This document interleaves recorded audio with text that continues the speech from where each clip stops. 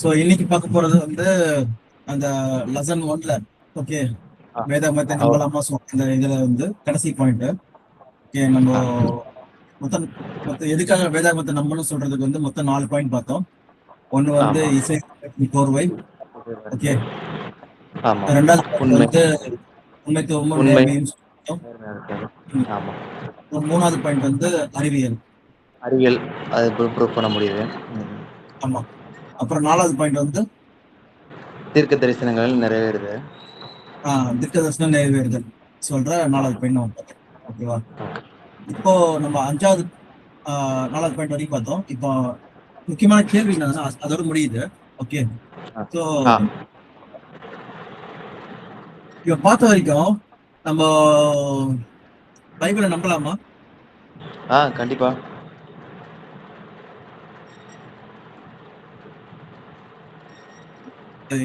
இதுதான் தேவனுடைய புத்தகம் சொல்லி சொல்றதுக்கு வந்து நம்மளுக்கு ஆழ்ந்த என்னதுன்னா நிறைய தேவனோட அந்த வசனத்தின் மூலமும் சரி, இல்ல மற்ற மத புத்தகங்கள் கம்பேர் பண்ணும்போது இது சும்மா சொல்லணும்னா வந்து அந்த உலகம் புரண்டியா இருக்கட்டும், அறிவியலா இருக்கட்டும், இல்லைன்னா வந்து தீர்க்கதரிசனமா இருக்கட்டும், இல்லைன்னா வந்து உண்மைத்துவமா இருக்கட்டும், எல்லாமே வந்து பாத்தீங்கன்னா எதை சொல்லுதுன்னா இது தேவனால் உண்டாக்கப்பட்ட, தேவனுடைய ஆவியினால் ஏவப்பட்டு எழுதப்பட்ட புத்தகம் சொல்லி சொல்லுது. இதோட பைபிளுடைய ஆத்தர், அதோட எழுத்தாளர் யார் சொல்லி பாத்தீங்கன்னா தேவன் சொல்லி நம்ம தெளிவா பார்க்கலாம்.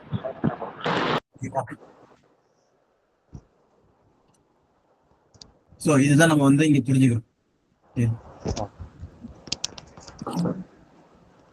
ஓகே, இப்போ வேதாகம் வந்து மனுக்குலத்தை பத்தி என்ன சொல்ல போதுன்னு சொல்லி நம்ம பார்க்க போறோம். அதுல ஃபர்ஸ்ட் பாயிண்டா நம்ம என்ன பார்க்கலாம்னா,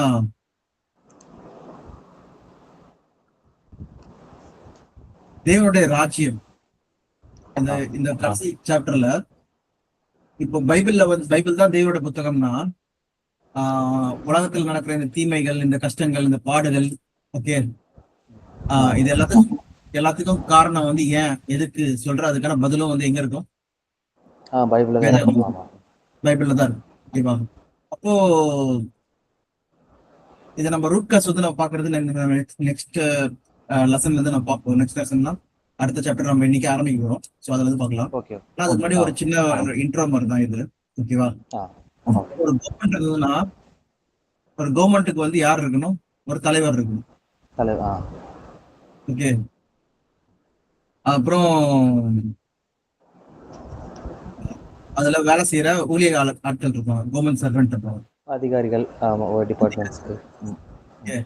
அதுக்கப்புறம் தான் யார் இருப்பாங்க? மக்கள் இருப்பாங்க. அப்படி இருக்கும்போது மார்க் 1ஆம் அதிகாரம் 15ஆம் வசனம் படிங்க. மார்க் 1:15.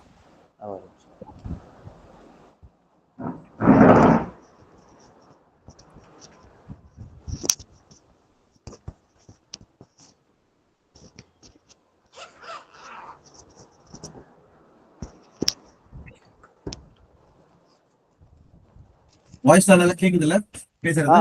கிளியரா இருக்கு. படிக்குவானே? படிக்கும். 1:15. காலம் நிறைவேற்று, தேவனுடைய ராஜ்யம் சமீபமாயிற்று, மனம் திரும்பி சுவிசேஷத்தை விசுவாசியுங்கள். காலம் நிறைவேறிற்று, தேவனுடைய ராஜ்யம் சமீபமாயிற்று, மனம் திரும்பி சுவிசேஷத்தை விசுவாசியுங்கள். ஓகே, இப்ப தேவனுடைய ராஜ்யம் சமீபமாயிற்று சொல்லி சொல்றாங்க.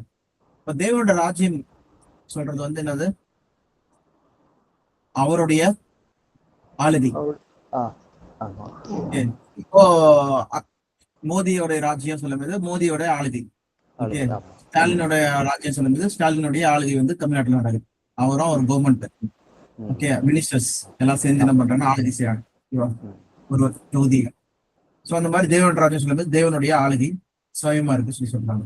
ஓகேவா? சொல்லும்போது ஈவன் இயேசு கிறிஸ்து கூட பாத்தீங்கன்னா மார்க் 4ஆம் அதிகாரம் 17ஆம் வசனம். தங்களுக்குள்ளே வேர் கொள்ளாதபடியால் கொஞ்ச காலம் மாத்திரம் நிலை பெற்றிருக்கிறார்கள். இல்ல வசனத்தின் இல்ல மூலம் மத்தேயு 4:17 மத்தேயு 4 படிக்குவானே. பண்ணுங்க. அது முதல் இயேசு, மனம் திரும்புங்கள், பரலோக ராஜ்யம் சமீபித்திருக்கிறது என்று பிரசங்கிக்க தொடங்கினார். ஓகே, அவர் தொடக்கமே அவர் ஆரம்பிச்சதே எப்படி ஆரம்பிக்கிறாரு? மனம் திரும்புங்கள், பரலோக ராஜ்யம் சமீபித்திருக்கிறது என்று பிரசங்கிக்க தொடங்கினார். பரலோக ராஜ்யம்னா என்னது? தேவனுடைய ராஜ்யம்னா என்னது? பரலோக ராஜ்யங்கிறது ஹெவன்ல இருக்கிறது.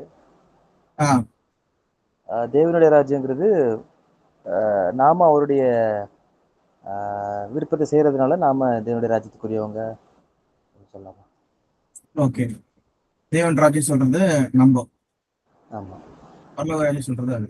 ஓகே, சோ இதே மாதிரி நம்ம லூக்ல கூட படிக்கலாம். லூக் 4ஆம் அதிகாரம்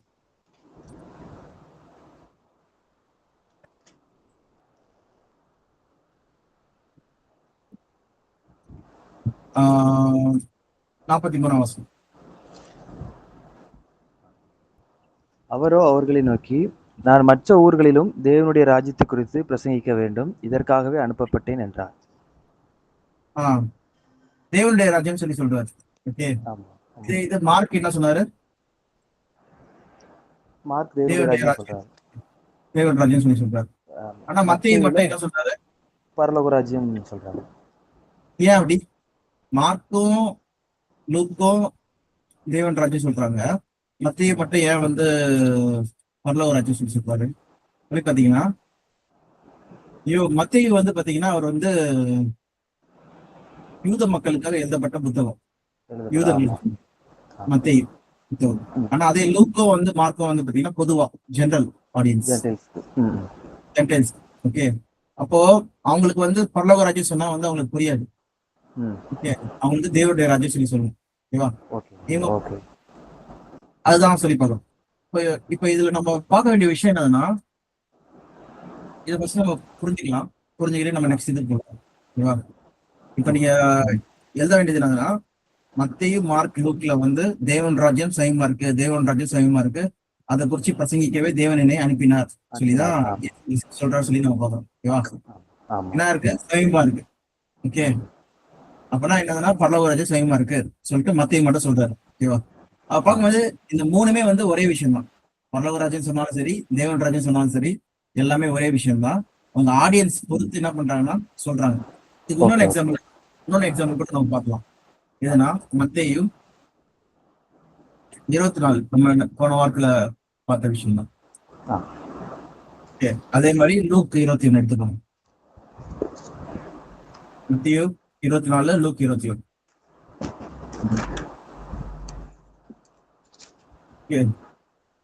சோ மத்தேயு 24:15 படிச்சீங்கன்னா, மேலும் 24:15 தானே? 15. மேலும் பாலாக்குகிற அருவருப்பை குறித்து தானியேல் தீர்க்கதரிசி சொல்லியிருக்கிறானே, வாசிக்கிறவன் சிந்திக்க கடவன். நீங்கள் அதை பரிசுத்த ஸ்தலத்தில் நிற்க காணும் போது யூதேயாவில் இருக்கிற மலைகளுக்கு ஓடி போக கடவர்கள். அதான் வீடின் மேல் இருக்கவங்க வீட்டுக்கு கீழே போகாதீங்க. ஆமா, இதே வசனம் லூக்ல நம்ம பார்க்கலாம். 20, 21, 20. 21. எருசலேம் சேனைகளால் சூழ்ந்துபட்டிருப்பதை நீங்கள் காணும்போது அதன் அழிவு சமீபமாயிற்று என்று அறியுங்கள். அப்பொழுது யூதேயாவில் இருக்கிறவர்கள் மலைகளுக்கு ஓடி போகவும், எருசலேமில் இருக்கிறவர்கள் வெளியே புறப்படவும், நாட்டுப்புறங்களில் இருக்கிறவர்கள் நகரத்தில் பிரவேசியாமலும் இருக்கவும் கடவர்கள். ஓகே, அப்போ என்னதுன்னா மத்தேயுல சொல்லப்படுறதும் லூக்ல சொல்லப்படுறதும் ஒரே விஷயம் தான். ஆமா. ஓகே, ஆனா மத்தேயு யாருக்கு எழுதுறாங்கன்னு சொல்லி பாத்தீங்கன்னா யூதர்களுக்கு பாத்தீங்கன்னா பரிசுத்த ஸ்தலம் சொன்னா அவங்களுக்கு என்ன தெரியாது? பரிசுத்த ஸ்தலம்னா என்னது? அவங்களுக்கு ஆலயம் தான் தெரியும். ஆலயம் இருக்கிற இடம் எருசலேம் தான் அவங்களுக்கு பரிசுத்த ஸ்தலம். அதான் நீங்க 15ஆம் அதிகாரத்துல என்ன படிக்கிறீங்க?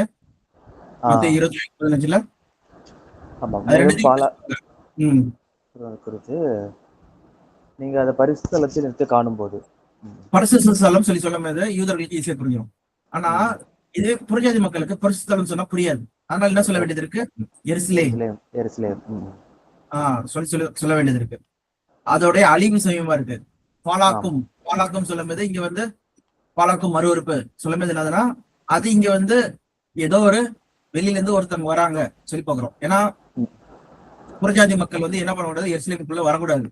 ஏன் ம். அது யூதர்களுடைய கட்டளை. ஆனா என்ன ஆகுதுன்னா, இந்த அழிவின்படி புறஜாதி நாட்டு ஆர்மி மிலிட்டரி வந்து என்ன பண்ணுதான் உள்ளே நுழைஞ்சிருது. உள்ள நுழைஞ்சா ஓகே ஓகே. அதோட அழிவு சமயமா இருக்கு சொல்லி சொல்றாங்க. அப்புறம் யூதையில இருக்க மலைக்கு வரும் சொல்றோம். அப்போ நீங்க இதுல இருந்து என்ன புரிஞ்சுக்கணும்னா, பரலோக ராஜ்யம் சொல்லி மத்தையில போட்டிருந்ததுன்னா அது பரலோகத்துல இருக்கிற ராஜ்யம் சொல்லி கிடையாது. தேவன் ராஜ்யம் சொல்ல உடனே அது நம்ம இருதயத்துல இருக்கிற ராஜ்யம் சொல்லி கிடையாது. இது ரெண்டுமே வந்து ஒரே விஷயத்த சொல்லுது. அது என்ன விஷயம் சொல்லி நம்ம பார்க்க போறோம். Okay okay. புரியுதா? ஓகே. ரெண்டுமே அது பேருக்கு ஏற்ற மாதிரி நம்ம என்ன பண்றோம்னா நம்மளே மாத்திக்கிறோம். பரலோக ராஜ்யம்னா பரலோகத்துல இருக்கிறது, தேவன் ராஜ்யம்னா அது நமக்கு இருதயத்துல இருக்கிறது சொல்லி நம்மளே வச்சுக்கிறோம். ஓகேவா? அப்படிலாம் கிடையாது. அதுக்கான உண்மையான அர்த்தம் என்ன சொல்லி நம்ம பாக்குறோம். ரெண்டுமே ஒரே விஷயம் தான் சொல்றாங்க. அது ஆடியன்ஸ் பொறுத்து என்ன பண்றாங்கன்னா ஒரு புரியறதுக்காக சொல்றாங்க. ஓகேவா? இப்ப தேவன் எங்க இருக்காரு? பரலோகத்துல இருக்கிறாரு. அதனால அவருடைய ராஜ்யம் வருது சொல்லி சொல்றாங்க. பரலோக ராஜ்யம் சொல்லி சொல்றாங்க. அதே மாதிரி லூக்கால நம்ம என்ன பாக்குறோம்னா, அது தேவனுடைய ராஜ்யம் சொல்லும் போது என்னதுன்னா அதேதான். ஏன்னா தேவன் தான், அவருடைய ராஜ்யம் தான். ஓகே, பரலோகத்துல அவருடைய ராஜ்யம் தானே இருக்கு. ஆமா. ஓகே, அந்த ராஜ்யம் எங்க வருதுன்னு சொல்லி பாக்குறோம். பூமியில. அந்த இயேசு கிறிஸ்து கத்துந்த பிரேயர் என்னது? ஆமா, பரமண்டலம் செய்யப்படுவதோ பூமியிலையும் செய்யப்படுவதாக. பூமியிலும் செய்யப்படுதா? பரமண்டலத்தில் உள்ள உங்கள் பிதாவே உமது நாமம் மகிமைப்படுவதாக, உமது ராஜ்யம் வருவதாக. வருவதாகனா எங்க வரணும்? பூமிக்கு, பூமியில. ஓகே, பரலோகத்திலும் சித்தத்தில் செய்யப்படுறது போல பூமியிலும் செய்யப்படுவதாக. இதான் நம்ம பிரேயர். ஓகே, இப்போ ராஜ்யம் வருவதாக சொல்லும்போது பரலோக ராஜ்யம் சுயமா இருக்குன்னு சொல்லும்போது பரலோகத்தில் இருக்க ராஜ்யம், தேவன் ராஜ்யம் பூமிக்கு வர டைம். ஓகே, அத பத்தி பேசிட்டு இருக்காங்க. ஓகே, அது எப்ப வரும் சொல்லி பாத்தீங்கன்னா, தேவனுடைய ராஜ்யம் எப்போ வரும் சொல்லி பாத்தீங்கன்னா இயேசு கிறிஸ்துவின் 2ஆம் வருகையில வரும். ஓகே, வேணா படிக்கலாம். இயேசு கிறிஸ்துவின் 2ஆம் வருகை வந்து பாத்தீங்கன்னா அதே மத்தேயு 24 30ஆம் வசனம். அப்பொழுது மனுஷகுமாரனுடைய அடையாளம் வானத்தில் காணப்படும். அப்பொழுது மனுஷகுமாரன் வல்லமையோடும் மிகுந்த மகிமையோடும் வானத்தின் மேகங்கள் மேல் வருகிறதை பூமியில் உள்ள சகல கோத்திரத்தாரும் கண்டு புலம்புவார்கள். வலுவாய் தொனிக்கும் எக்கால சத்தத்தோடே அவர் தமது தூதர்களை அனுப்புவார். அவர்கள் அவரால் தெரிந்து கொள்ளப்பட்டவர்களை வானத்தின் ஒரு முனை முதற்கொண்டு மறுமுனை மட்டும் 4 திசைகளிலும் இருந்து கூட்டி சேர்ப்பார்கள். ஓகே, சரி. இப்ப இதுல என்ன பார்த்தோம்? 3 ஈவென்ட் நாங்க பாக்குறோம். இதை நான் இங்க எழுதுறேன்.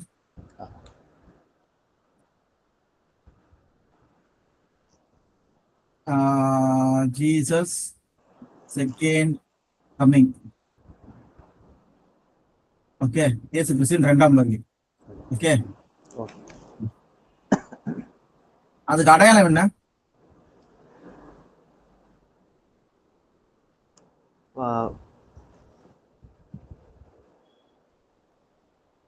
வானத்துல வருவார்னு போட்டு வானத்தில் ஆழத்தில் அடையாளம் காணப்படும். வலுவாய் தொனிக்கும் எக்கால சத்தத்தோடு அவர் தூதர்களை அனுப்புவார்.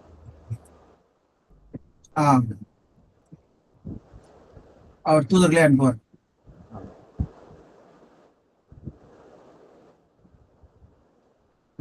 எப்போ? எக்கால சத்தம்.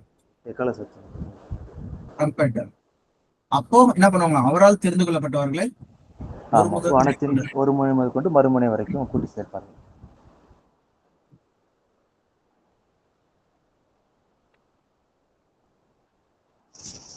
Okay okay. ஆனா இந்த டெக்ஸ்ட் பாக்ஸ் கொஞ்சம் அப்படி பாக்ஸை கொஞ்சம் கீழே இறக்குங்க. Okay okay. ஓகேவா? சோ இத வந்து அப்படியே தமிழ் ட்ரான்ஸ்லேட் பண்ணுறோம்.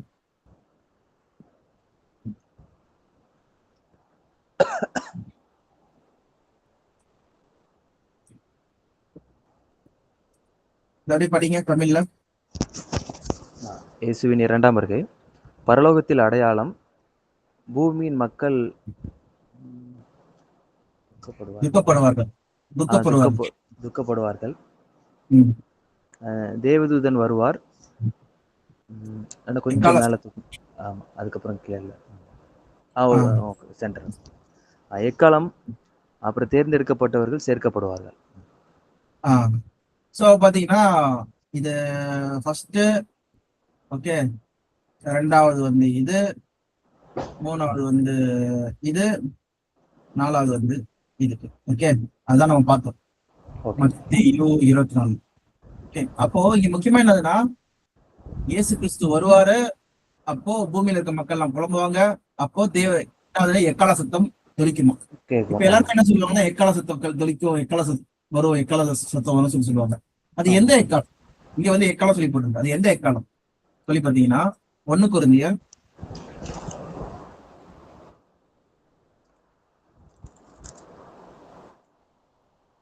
15ஆம் அதிகாரம்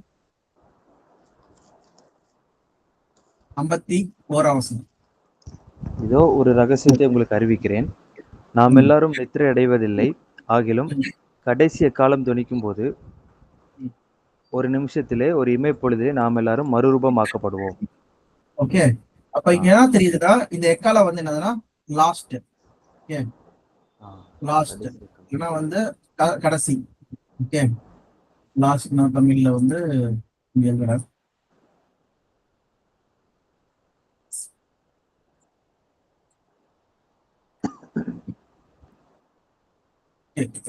கடைசி எக்காலம், லாஸ்ட் ட்ரம்பட். ஓகே, அப்போ கடைசி எக்காலம்னா எக்காலத்தை பத்தி எங்க ஏதாவது புத்தகத்துல எழுதிருக்கா சொல்லி பாத்தீங்கன்னா வெளிப்படுத்தல. ஓகே, ரெவலேஷன் 8ல இருந்து இருக்குன்னு நினைக்கிறேன். 8:6. அப்பொழுது 7 எக்காலங்களையுடைய 7 தூதர்கள் எக்காலம் ஊதுகிறதற்கு தங்களை ஆயத்தப்படுத்தினார்கள். 7 எக்காலம். அப்ப 7 எக்காலத்துல வந்து கடைசி எக்காலம் எது? 7வது எக்காலம். அப்ப 7வது எக்காலம் எங்க சொல்றாங்க சொல்லி பாத்தீங்கன்னா 11ஆம் அதிகாரம் 11-15. 7ஆம் தூதன் எக்காலம் ஊதினான். அப்பொழுது உலகத்தின் ராஜ்யங்கள் நம்முடைய கர்த்தருக்கும் அவருடைய கிறிஸ்துவுக்கும் உரிய ராஜ்யங்களாயின. அவர் சதா காலங்களிலும் ராஜ்யம் பண்ணுவார். அப்போ என்ன புரியுது இதுல?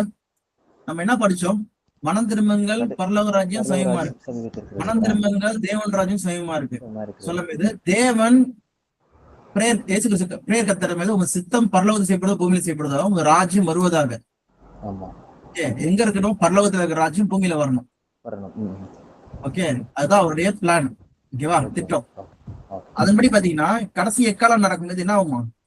இயேசு கிறிஸ்துவின் 2ஆம் வருகை. அப்பதான் உலகத்தின் ராஜ்யங்கள் நம்முடைய கர்த்தருக்கும் அவருடைய கிறிஸ்துவுக்கும் உரிய ராஜ்யங்கள் ஆயின. ஓகேவா, அப்போ பூமியின் ராஜ்யம் அழிஞ்சிட்டு நம்ம கர்த்தருக்கும் கிறிஸ்துவுக்கும் உரிய ராஜ்யம் நினைச்சோம். சரி, இது பழைய ஏற்பாடுல ஏதாவது எழுதிருக்காங்களா இதை பத்தி? எழுதிருக்காங்க. எங்க எழுதிருக்காங்கன்னா தானியேல்ல 7ஆம் அதிகாரம். ஓகே, சோ வேணா படிங்க 7:1 இருந்து.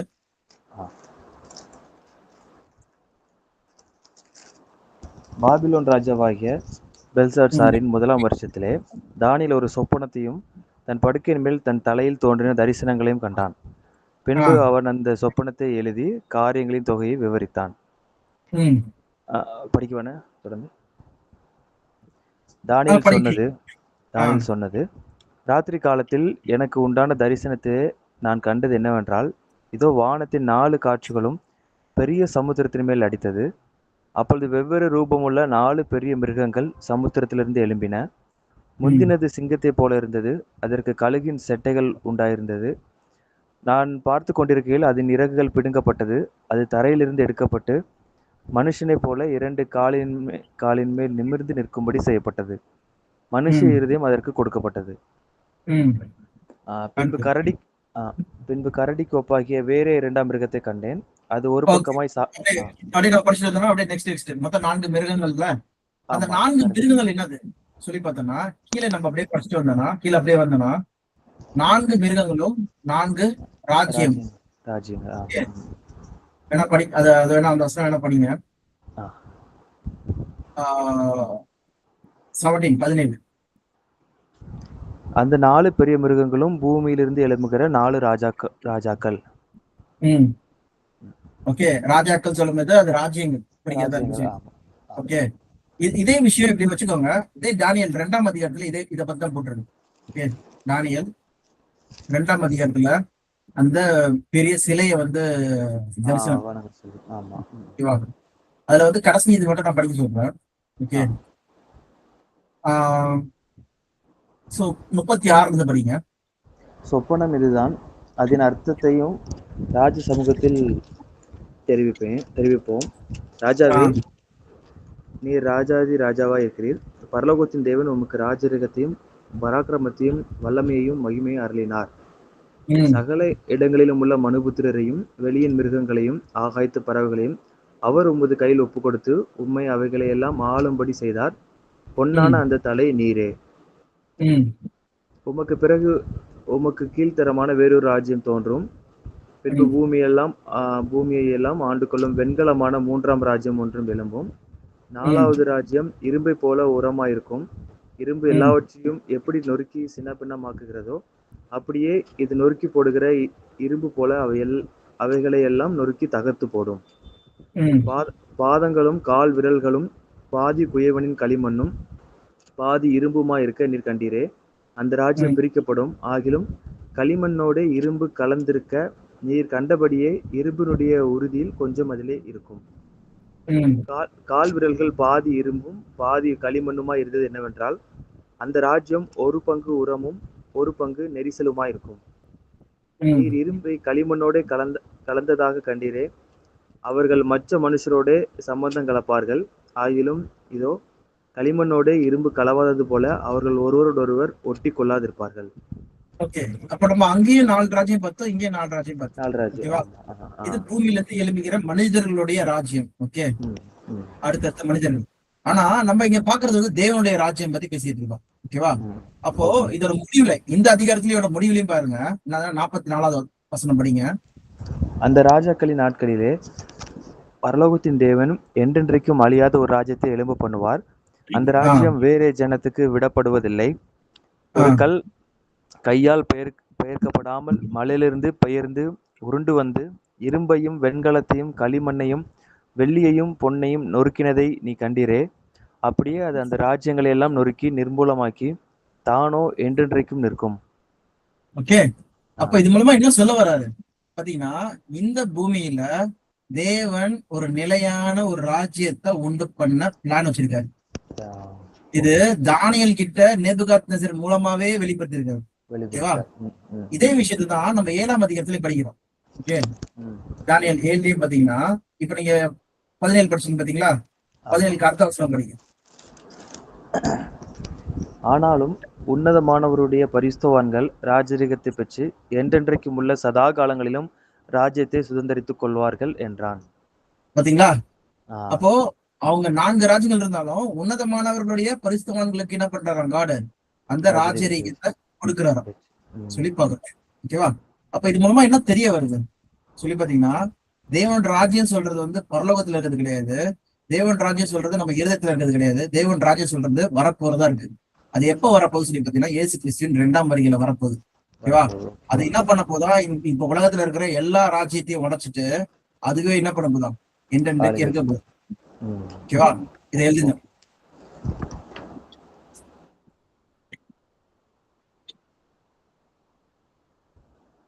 ஒன் மினிட், நான் ரெஸ்ட் ரூம் போயிடுங்களேன். Okay okay.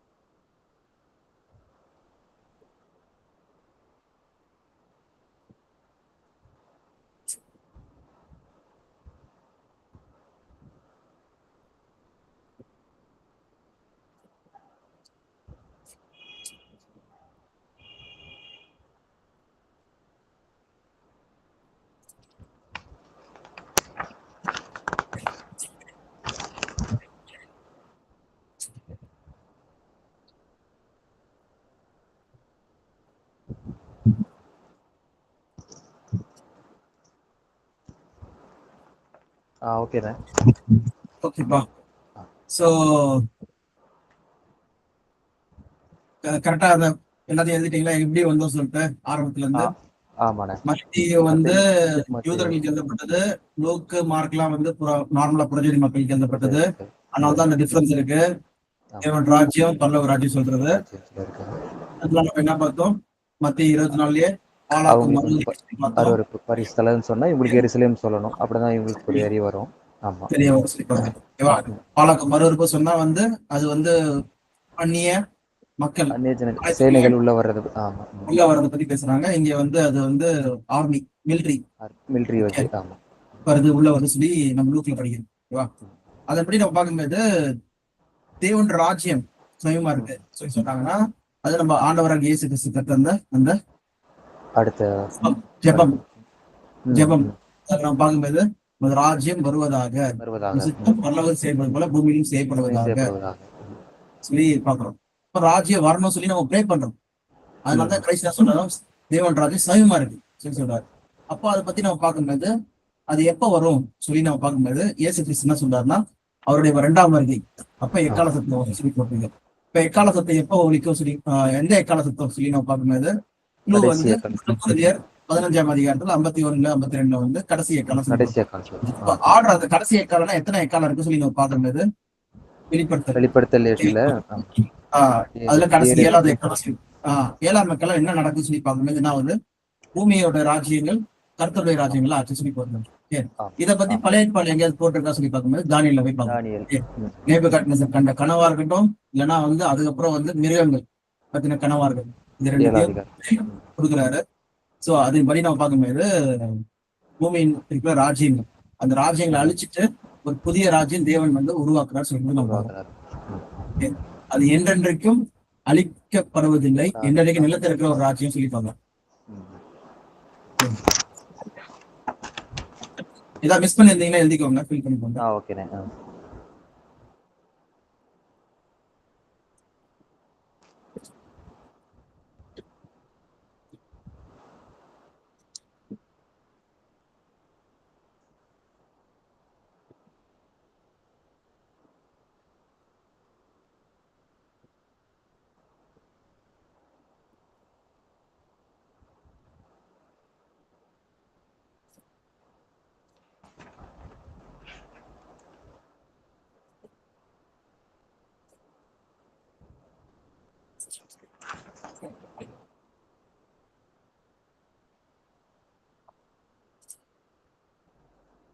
நீங்க இந்த சீக்வன்ஸ் வந்து ஞாபகம் வச்சுட்டீங்கன்னா ஈஸியா உங்களுக்கு வந்து புரியும். அடுத்து என்னது சொல்லிட்டு இந்த அடுத்தடுத்த நிகழ்வு அதை பத்தி வச்சுக்கிட்டீங்கன்னா ஈஸியா இருக்கும். வசனத்தோட வந்து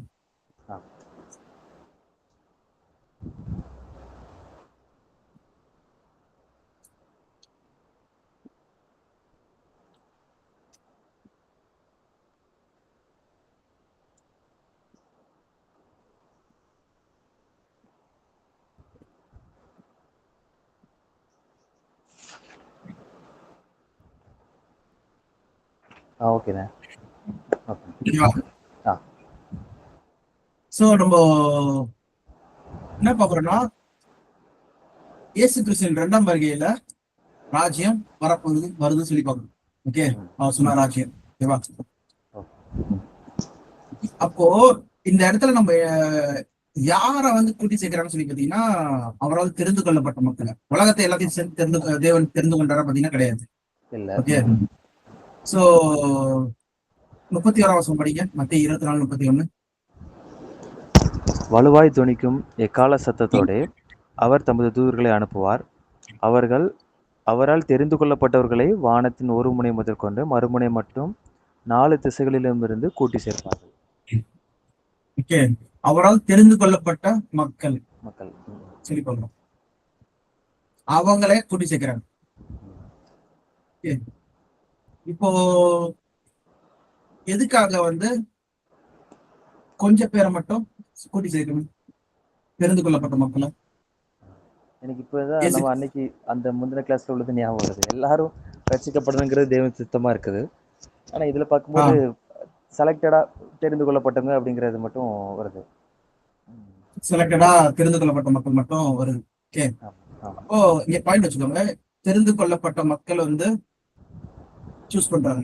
இப்போ தெரிந்து கொள்ளப்பட்ட மக்கள் அநேகரா வெகு சிலரா? கொஞ்சம் பேர் தான். கொஞ்சம் பேர் தான். வேணா வசனம் படிச்சிடலாமா? மத்தேயு 22:14. அந்தபடியே அழைக்கப்பட்டவர்கள் அநேகர், தெரிந்து கொள்ளப்பட்டவர்கள் சிலர். கிறிஸ்தவர்களா இருக்கிறவங்க வந்து அநேகர், அழைக்கப்பட்டவங்க. ஓகே, அழைக்கப்பட்டவங்க சொல்ல இன்விடேஷன் கிடைக்கிறது பாத்தீங்கன்னா கொஞ்சம் பேர் தான். ஓகே, வந்து தெரிந்து கொள்ளப்பட்ட மக்களா இருக்கிறது வந்து பாத்தீங்கன்னா வெகு சிலர், ஃபியூ. அதனாலதான் பயப்படாத சிறுமந்தி, இப்படி கொஞ்சம் பேர், ரொம்ப கொஞ்சம் பேர். இப்போ 800 கோடி பேர்ல 830 கோடி பேர்ல 200 கோடி பேர் சொல்றது அதுவே பெரிய விஷயம், பெருசு. அவங்க எல்லாம் நீங்க வந்து இன்வைட்டட் சொல்லி போட்டுக்கலாம். இன்விடேஷன், இப்ப கல்யாணத்துக்கு இன்விடேஷன் மாதிரி இன்விடேஷன் கொடுத்துருக்காங்க. அவங்க எல்லாம் இன்விடேஷன் கிறிஸ்தவர்களா வர்றதுக்கு. ஆனா அதுல தேவன் என்ன பண்றாரா? கொஞ்சம் பேர் தெரிந்து கொள்ளப்பட்டது. இத பத்தி நம்ம இன்னும் சரியா புரிஞ்சுக்கணும்னா வந்து மத்தேயு 13ஆம் அதிகாரம்.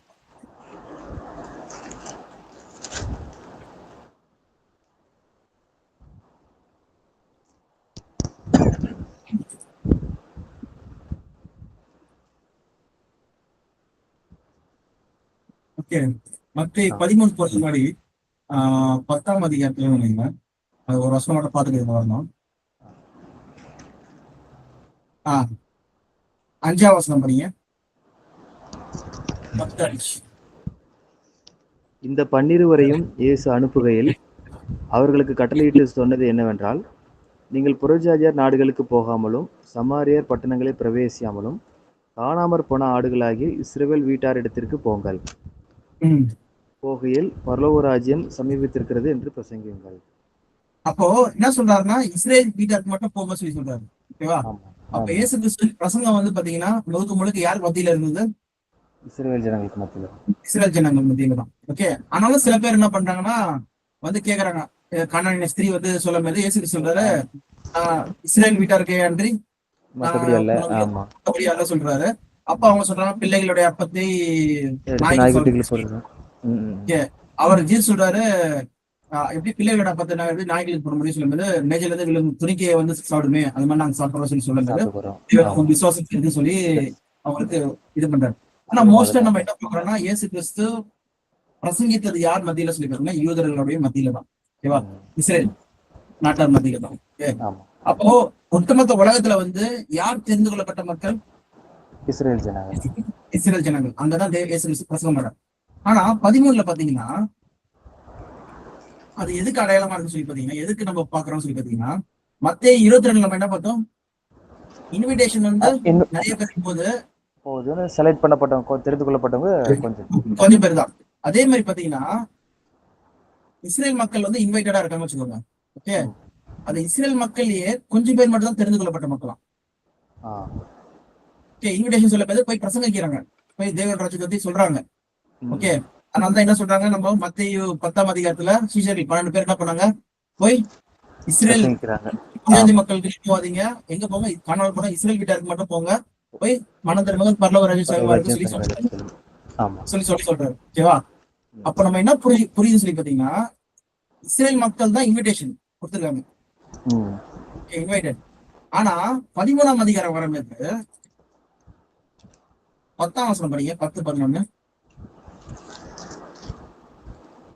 அப்பொழுது சீஷர்கள் அவரிடத்தில் வந்து, ஏன் அவர்களுடைய ஊமைகளாக பேசுகிறீர் என்று கேட்டார்கள். அவர்கள்லாம் யாரு? இது இஸ்ரேல் ஒண்ணாம் வசனம். ஜனங்கள். இஸ்ரேல் ஜனங்கள். 1ஆம் வசனம் பாருங்க. ஆமா. இயேசு அன்றைய தினமே வீட்டிலிருந்து புறப்பட்டு போய் கடலோரத்தில் உட்கார்ந்தார். திரளான ஆ. ஜனங்கள் அவரிடத்தில் கூடி வந்தபடியால் அவர் படவில் உட்கார்ந்து ஜனங்களை கடலில் நின்று சொல்ல ஓகே. ஆரம்பித்தார். அது திரளான ஜனங்கள் யாரு? இஸ்ரேல் இஸ்ரேல் ஜனங்கள். ஜனங்கள். ஓகே. அவங்க சீஷர்கள் என்ன பண்ணாங்க? 12 பேர் போய் இஸ்ரேல் வீட்டுல இஸ்ரேல் மக்கள் மத்தியில வந்து பிரசங்கம் பண்ணி என்ன பண்றாங்க? திரளான கூட்டத்தை வந்து சேர்க்கிறாங்க, கூட்டி சேர்க்கிறாங்க. அப்போ அவங்களுக்கு வந்து என்ன பண்றாங்க? இயேசு கிறிஸ்து வந்து ஊமைகளா. பிரசங்கிக்கிறார். ம். ஓகே, உண்மைங்களா பிரசங்கிக்கிறார். அப்போ சீஷர்கள் கேக்குறாங்க, ஏன் இயேசு கிறிஸ்து நான் இவ்வளவு கஷ்டப்பட்டு நாங்க இது எல்லாரையும் கூட்டு வந்திருக்கோம், நீங்க என்ன பண்றீங்கன்னா ஊமைகளா சொல்றீங்க, மக்களுக்கு ஒண்ணுமே புரியாது நீங்க சொல்றது சொல்லுங்க. இயேசு கிறிஸ்து என்ன சொல்றாரு? 11. பரலோக ராஜ்யத்தின் ரகசியங்களை அறியும்படி உங்களுக்கு அருளப்பட்டது, அவர்களுக்கோ அருளப்படவில்லை. அப்போ தெரிந்து கொள்ளப்பட்ட விஷயம் என்னதுன்னா, என்னதான் வந்து இஸ்ரேல் ஜனமா இருந்தாலும் அதுல தேவனால் தெரிந்து கொள்ளப்பட்ட மக்கள் சொல்றது வேற. ம்ஹும். ஓகே. அதனாலதான் இன்விடேஷன் வந்து நிறைய பேருக்கு போகுது. சுவிசேஷம் வந்து நிறைய பேருக்கு அறிவிக்கப்படுது. நிறைய பேர் கிறிஸ்தவர்கள் இருக்காங்க. 200 கோடி பேர்கிட்ட இருக்காங்க. ஆனா தெரிந்து கொள்ளப்பட்ட ஜனம் சொல்லும்போது அது வெகு சிலர். ம்ஹும். ஓகேவா? ஃபியூ சொல்ற விஷயத்த நம்ம பாக்குறோம். ஓகே. இதெல்லாம் என்னன்னு சொல்லி பார்க்கலாம் நம்ம, ஏன்னு சொல்லிட்டு. ஓகே. ஆ. அப்ப இங்க என்ன சொல்றாங்கன்னா, ராஜ்யத்தின் ரகசியம் உங்களுக்கோ அருளப்பட்டிருக்கு, அவங்களுக்கோ அருளப்படவில்லை. அவங்க யாரு? அவங்க இஸ்ரேல் தான். அவங்களும் ஆமா. இஸ்ரேல். ஆமா. மெசியாக்காக வெயிட் பண்ற ஆளுங்க தான். அவங்களும் ஆபிரகாம் பிள்ளைகள் தான். ஆனா அந்த பிள்ளைகள்லயே தேவன் என்ன பண்றாரு? ஒரு சின்ன கூட்டத்தை மட்டும் சூஸ் பண்றாரு. ஆ. ஓகே. அப்ப என்ன வந்து சொல்லி பாருங்க, அடுத்த வசனம் படிங்க. உள்ளவன் எவனோ அவனுக்கு கொடுக்கப்படும், பரிபூர்ணமும் அடைவான்.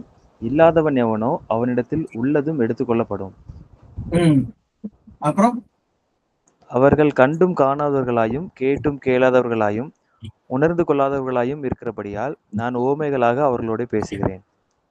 ஓகே. அடுத்தது ஏசாயாவின் தீர்க்க தரிசனம் அவர்களிடத்தில் நிறைவேறுகிறது. அதாவது, காதார கேட்டும் உணராதிருப்பீர்கள், கண்ணார கண்டும் அறியாதிருப்பீர்கள். இந்த ஜனங்கள் கண்களினால் காணாமலும் காதுகளினால் கேளாமலும் இருதயத்தினால் உணர்ந்து மனம் திரும்பாமலும் நான் அவர்களை ஆரோக்கியமாக்காமலும் இருக்கும்படியாக அவர்கள் இருதயம் கொழுத்திருக்கிறது, காதால் மந்தமாய் கேட்டு தங்கள் கண்களை மூடிக்கொண்டார்கள் என்பதே. மூடிக்கொண்டார்கள் என்பது. அப்ப என்னதுன்னா, இந்த மக்களுக்கு வந்து ஏன் புரியல சொல்லி பாத்தீங்கன்னா, இவங்க வந்து தேவனால் தெரிந்து கொள்ளப்படவில்லை சொல்லி பார்த்தோம். ஓகே. அவங்க இருதயம் கொடுத்திருக்குது. அதே நேரத்துல அவங்களும் வந்து பாத்தீங்கன்னா தேவனும் வந்து பாத்தீங்கன்னா அவங்கள சூஸ் பண்ணுது. ஓகே. அப்போ மத்திய 24 நம்ம திருப்பி வரலாம். மத்திய 24ஆம் அதிகாரம்.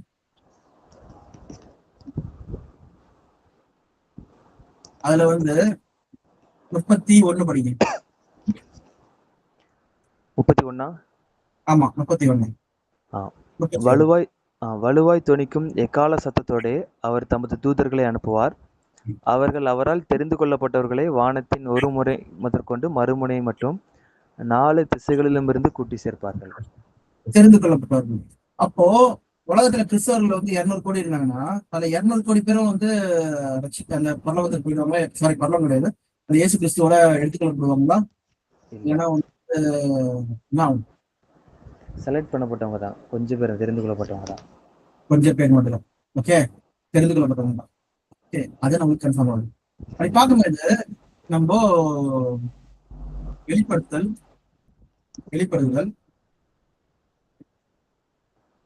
சரி, வெளிப்படுத்தல் போகும்போது 1 Corinthians போயிடலாம். 15ஆம் அதிகாரம் 23ஆம் வசனம். அவனவன் தன் தன் வரிசையிலே உயிர்ப்பிக்கப்படுவான். முதற் பலனானவர் கிறிஸ்து, பின்பு அவர் வருகையில் அவருடையவர்கள் உயிர்ப்பிக்கப்படுவார்கள். இது யாரை பத்தி பேசுறாங்க? சபையை பத்தி. Okay, okay okay. உயிர்த்தெழுதல் இயேசு கிறிஸ்து வரும்போது என்ன ஆகும்?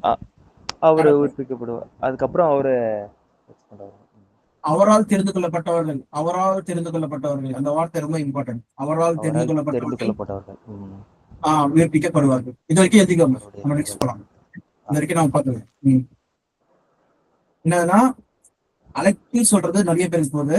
ஆனா தெரிந்து கொள்ளப்படுறது சொல்லி பாத்தீங்கன்னா, அது தேவனால் தெரிந்து கொள்ளப்படுற ஒரு விஷயம். இஸ்ரேல் மக்கள் தேவனால் தெரிந்து கொள்ளப்பட்டிருந்தாலும், அதுலயும் பாத்தீங்கன்னா இயேசு கிறிஸ்து இன்விடேஷன் வந்து சீசர்கள் மூலமா எல்லாருக்கும் கொடுத்தாலும், ஆனாலும் இந்த வார்த்தைகள் புரிய பரலோக ராஜ்யத்தின் ரகசியங்கள் யார் கொடுக்கப்படுதுன்னா, அவரால் தெரிந்து கொள்ளப்பட்டவர்கள். அவங்கதான் வந்து பாத்தீங்கன்னா இயேசு கிறிஸ்து 2ஆம் வருகையில் என்ன பண்ணுவாங்களாம்? உயிர்ப்பிக்கப்படுவார்கள். முதலாவது.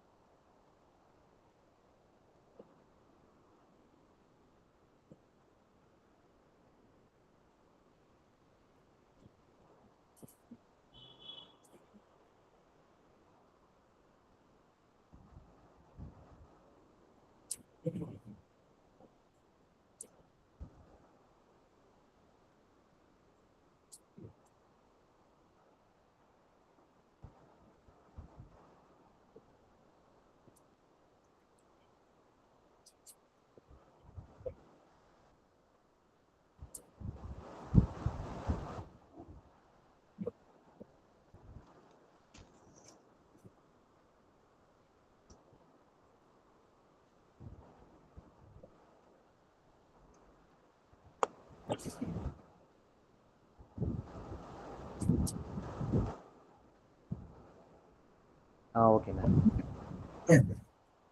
அண்ணா ஒரு டவுட்ண்ணா. ஒருவேளை இதுல உயிர்ப்பிக்கப்படுவார்கள் அப்படிங்கிறது தான் அந்த நம்ம அஸ்திவாரத்துல பார்க்கும்போது இருந்த அந்த 6 பாயிண்ட்ல உயிர்ப்பிக்கப்படுதல் அந்த இதுவா? ஆமா, அது இருக்குடா. ஓகே. ஆமா, அது யார் யாரு எந்தெந்த வரிசையில உயிர்ப்பிக்கப்படுவார்கள் சொல்றத நம்ம அதுல டீட்டெயிலா பார்க்க போறோம். இதுலயே நம்ம இங்க நீங்க படிச்ச 1 கொரிந்தியர்லயே நீங்க பாத்தீங்கன்னா தன் வரிசையில உயிர்ப்பிக்கப்படும் சொல்லி போட்டிருக்கோம். வரிசை சொல்லி போட்டிருக்கோம். வரிசை என்ன எழுதுன்னா, அப்போ உயிர்த்தெழுதல்ல ஒரு வரிசை இருக்கு. ஓகே. முதலாவது வந்து ஒரு குரூப் வந்து உயிர்த்தெழுறாங்க. Okay, first.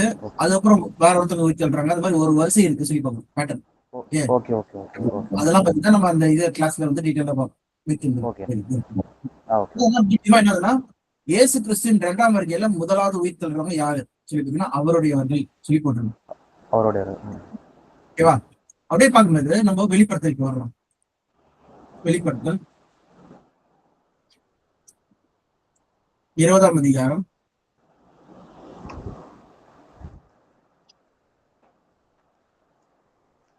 4. அன்றியும் படிக்குவானே. படிக்கும். அன்றியும் நான் சிங்காசனங்களை கண்டேன், அவைகளின் மேல் உட்கார்ந்தார்கள், நியாயத்தீர்ப்பு கொடுக்கும்படி அவர்களுக்கு அதிகாரம் அளிக்கப்பட்டது. உட்கார்ந்தார்கள். என்னது? நிறைய பேர் இருக்காங்க. சிங்காசனம் சொன்னா தேவன் இருக்காரு, இயேசு கிறிஸ்து இருக்காங்க சிங்காசனத்துல. ஓகேவா? ஆமா. அவர் தேவனுக்கு வந்திருக்காரு, அவர் வலது பக்கத்துல இயேசு கிறிஸ்து இருக்காரு. ஆனா இங்க என்ன போட்டிருக்குன்னா சிங்காசனங்கள் உட்கார்ந்தார்கள். ஆமா, சிங்காசனங்கள் சொல்லி போட்டிருக்கு, அவர்கள் சொல்லி போட்டிருக்கு. Okay, 2 plural. அப்போ என்ன நடக்குது சொல்லி பார்க்கலாம், படிங்க. இயேசுவை பற்றிய சாட்சி நிமித்தமும் தேவனுடைய வசனத்தின் நிமித்தமும் சிறைச்சேதம் பண்ணப்பட்டவர்களுடைய ஆத்துமாக்களையும் மிருகத்தையாவது அதன் சொரூபத்தையாவது வணங்காமலும் தங்கள் நெற்றியிலும் தங்கள் கையிலும் அதன் முத்திரையை தரித்து கொள்ளாமலும் இருந்தவர்களையும் கண்டேன். அவர்கள் உயிர்த்து கிறிஸ்துவுடனே கூட 1000 வருஷம் அரசாண்டார்கள். என்ன போட்டிருக்கு? யார பத்தி பேசிட்டு இருக்காங்க? அப்போ தேவனால் தெரிந்து கொள்ளப்பட்ட ஒரு கூட்டம் இருக்கு. அந்த கூட்டத்தார பத்தி தான் பேசிட்டு இருக்காங்க. அவங்களும் என்ன பண்றாங்களாம், சிங்காசனத்துல உட்கார்ந்திருக்காங்களாம். ஓகே. இப்ப எக்ஸாம்பிள் சொல்லணும்னா, ஸ்டாலின் வந்து சீஃப் மினிஸ்டர். ம். மத்த மினிஸ்டர்ஸ்லாம் என்னது, அவங்க மினிஸ்டர்ஸ் தான். ஆமா. அவங்களுக்கு என்ன இருக்கு, சிங்காசனம் இருக்கு. இருக்கு. சேருக்கு மரியாதை கொடுப்பாங்க. ஆமா. ஓகே, அவங்களுக்கு என்ன இருக்கு, கீழே வந்து நிறைய பேர் வேலை செய்யறாங்க. ம். ஓகே, அதிகாரம். கரெக்டா? அப்போ கிறிஸ்துவனை கூட சேர்ந்து என்ன பண்றாங்க, இவங்க ஆள்றாங்களாம், ஆளுகை செய்றாங்க. ஆமா. ஆளுகை செய்யறாங்க. அப்ப இவங்க எல்லாம் யாரு, ஃபர்ஸ்ட் அந்த தேவனால் தெரிந்து கொள்ளப்பட்ட மக்கள்ல வெகு சிலர். தெரிந்து கொள்ளப்பட்டவர் யாருன்னு பாத்தீங்கன்னா அவங்க ரூலர்ஸ். அப்போ ஒரு கவர்மெண்ட் இருந்ததுன்னா, கவர்மெண்ட்ல எப்படி வந்து ஒரு ராஜா இருப்பாரு, அந்த ராஜா கீழே வந்து மந்திரிங்க இருப்பாங்களோ, அதே மாதிரி தேவன் என்ன பண்றாருன்னா ஒரு ராஜ்யத்தை உருவாக்குறாரு. ஓகே. ராஜ்யம் ஏன்னா பூமிக்கு வரணும். வரணும்னா அதுக்கு என்ன, யார் வேணும், ராஜா. அவர் யாரு, ஆண்டவராகிய இயேசு கிறிஸ்து, ராஜாதி ராஜா கர்த்தாதி கர்த்தா. ஓகே, அப்ப அவர் கூட என்ன பண்ணுமா, தெரிந்து கொள்ளப்பட்ட ஜனங்கள் ஆளுகை செய்யறது, ஆளுகை செய்வாங்க. ஓகே, இவங்கதான் யாருன்னா சபை சொல்லி பாக்குறோம். இவங்கதான் வந்து பாத்தீங்கன்னா தெரிந்து கொள்ளப்பட்ட ஒரு கூட்டம். ஓகே, சொல்லி பார்க்கலாம். புரியுதா இப்போ? ஏன் வந்து வெகு சிலர் சொல்லி போட்டிருக்கு பாத்தீங்கன்னா, தேவன் வந்து ஒரு ராஜ்யத்தை உருவாக்குறாரு. ஓகேவா? அது எந்த ஒரு ஆட்களுக்கு போறது கிடையாது. ஓகே, ஆனா நம்ம ஏற்கனவே நம்ம மத்திய தானியேல் 7ஆம் அதிகாரத்துல இல்ல 2ஆம் அதிகாரத்துல நம்ம படிச்ச விஷயம் என்னன்னா, திருப்பி ஒரு வாட்டி போலாம், உங்களுக்கு இன்னும் நல்லா அண்டர்ஸ்டாண்ட் ஆகும். தானியேல் 2ல வந்து பாத்தீங்கன்னா 44ஆம் வசனம் படிங்க. அந்த ராஜாக்களின் நாட்களிலே பரலோகத்தின் தேவன் என்றென்றைக்கும் அழியாத ஒரு ராஜ்யத்தை எழும்ப பண்ணுவார். அந்த ராஜ்யம் வேறே ஜனத்துக்கு விடப்படுவதில்லை. ஒரு கையால் பெயர்க்கப்படாமல் மலையிலிருந்து பெயர்ந்து உருண்டு வந்து இரும்பையும் வெண்கலத்தையும் களிமண்ணையும் வெள்ளியையும் பொன்னையும் நொறுக்கினதை நீர் கண்டீரே. அப்படியே அது அந்த ராஜ்யங்களை எல்லாம் நொறுக்கி நிர்மூலமாக்கி தானோ என்றென்றைக்கும் நிற்கும். அப்ப அந்த ராஜ்யம் வந்து ஒண்ணு வரப்போகுது. ஓகேவா? அந்த ராஜ்யம் நிக்க போகுது. அந்த ராஜ்யத்தை ஆளுகை செய்யப்படுற ஆட்கள் யாரு சொல்றது வந்து 7ஆம் அதிகாரத்துல போட்டிருக்காங்க. மத்திய தானியேல் 7 நம்ம ஏற்கனவே படிச்ச வசனம் தான். 17-18 கிழமை. அந்த 4 பெரிய மிருகங்களும் பூமியிலிருந்து எழும்புகிற 4 ராஜாக்களாம்.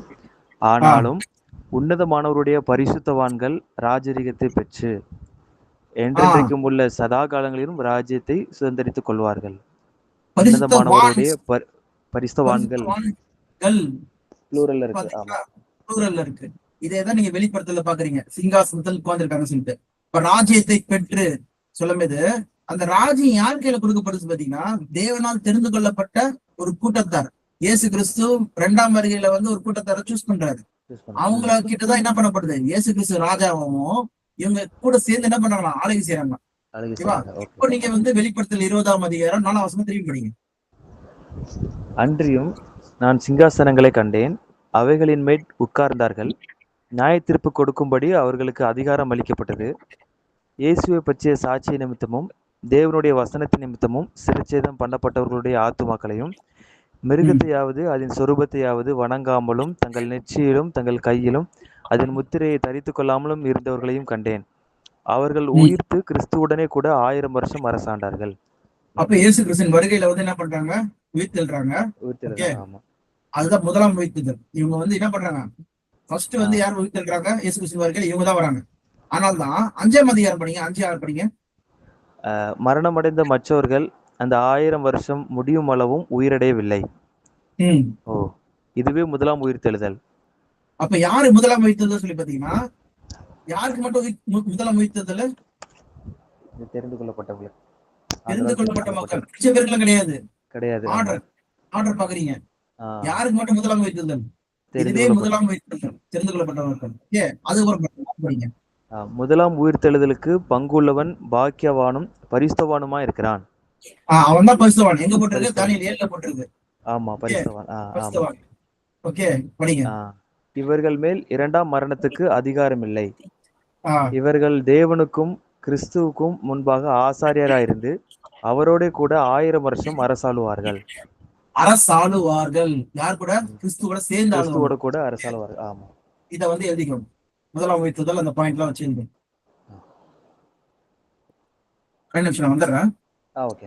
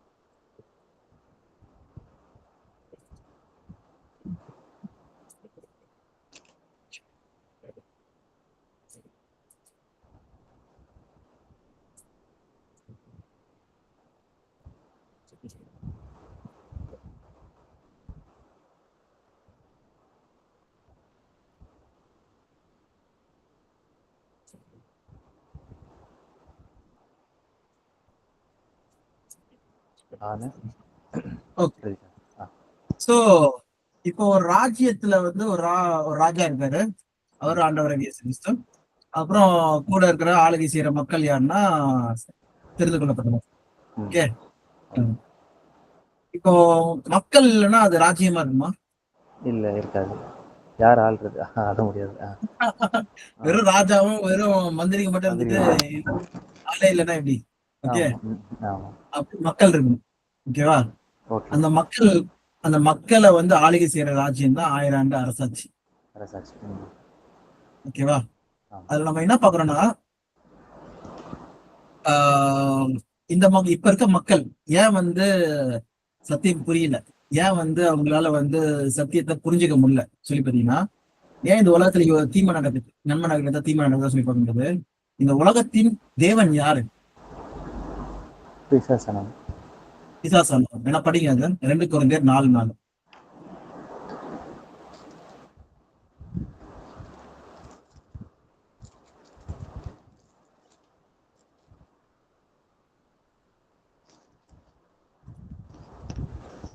அண்ணா 2 கொரிந்தியர் 4ஆம் அதிகாரம் 4ஆம் வசனம்.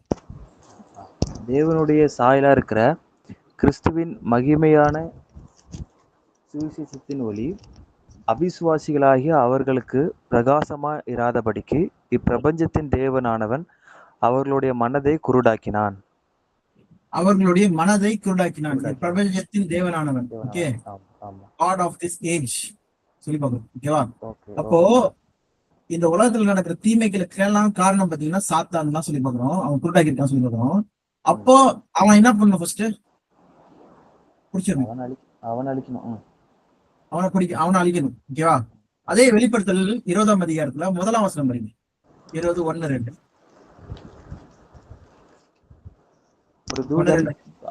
ஒரு தூதன் பாதாளத்தின் திறவுகோலையும் பெரிய சங்கிலியையும் தன் கையிலே பிடித்துக்கொண்டு வானத்திலிருந்து இறங்கி வர கண்டேன். பிசாஸ் என்றும் சாத்தான் என்றும் சொல்லப்பட்ட பழைய பாம்பாகிய வலு சர்ப்பத்தை அவன் பிடித்து அதை 1000 வருஷம் அளவும் கட்டி வைத்து அந்த 1000 வருஷம் நிறைவேறும் வரைக்கும் அது ஜனங்களை மோசம் போக்காதபடிக்கு அதை பாதாளத்திலே தள்ளி அடைத்து அதன் மேல் முத்திரை போட்டான். ஓகே. அது கொஞ்ச காலத்துக்கு அப்புறம் விடுதலையாக வேண்டும். ஓகே, சரி. அப்போ என்ன பண்றாரு காட் வந்து இந்த ராஜ்யம் வரமேது 2 விஷயத்த பண்றாரு. ஒண்ணு இயேசு கிறிஸ்துவின் 2ஆம் வருகை வருது. அதுல தேவனால் தெரிந்து கொள்ளப்பட்ட மக்கள் உயிர் தள்ளுறாங்க சொல்லி பாக்குறோம். அதே நேரத்துல சாத்தான என்ன பண்ணப்படுறான்? கட்டி வைக்கிறாங்க. கட்டி ஒரு ஜெயில் மாதிரி ஒரு இடத்துல போடுறாங்க. சங்கிலில எல்லாம் கட்டி சிறையில போடுறாங்க. பாதாளத்தை தள்ளி அடைத்து முத்திரை போட்டாங்க சொல்லி பாக்குறோம். அது 1000 ஆண்டு என்ன பண்றான்னா எதுக்காக அத மாதிரி பண்றாரு தேவன் பாத்தீங்கன்னா, ஜனங்களை மோசம் போக்காத படிக்கு. ஓகே. அப்ப என்ன பண்ணிட்டு இருக்காங்க? இப்ப வந்து ஜனங்களை குருடாக்கிட்டு இருக்கான், மோசம் பண்ணிட்டு இருக்கான், சத்தியத்தின் ஒளி வராத படிக்கு.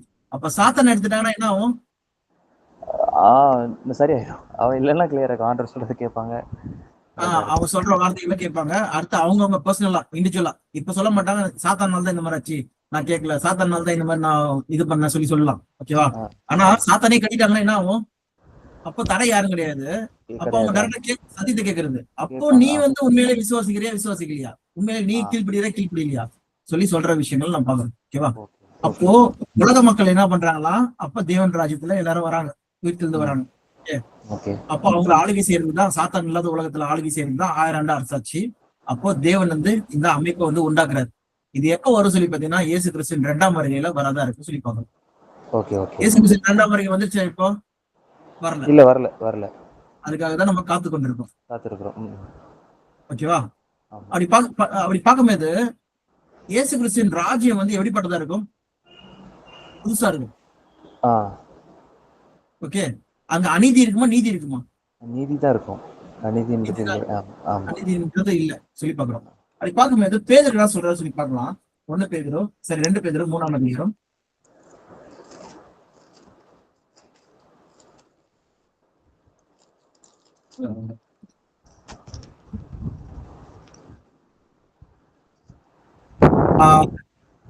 மூணுல இருந்து படிங்க.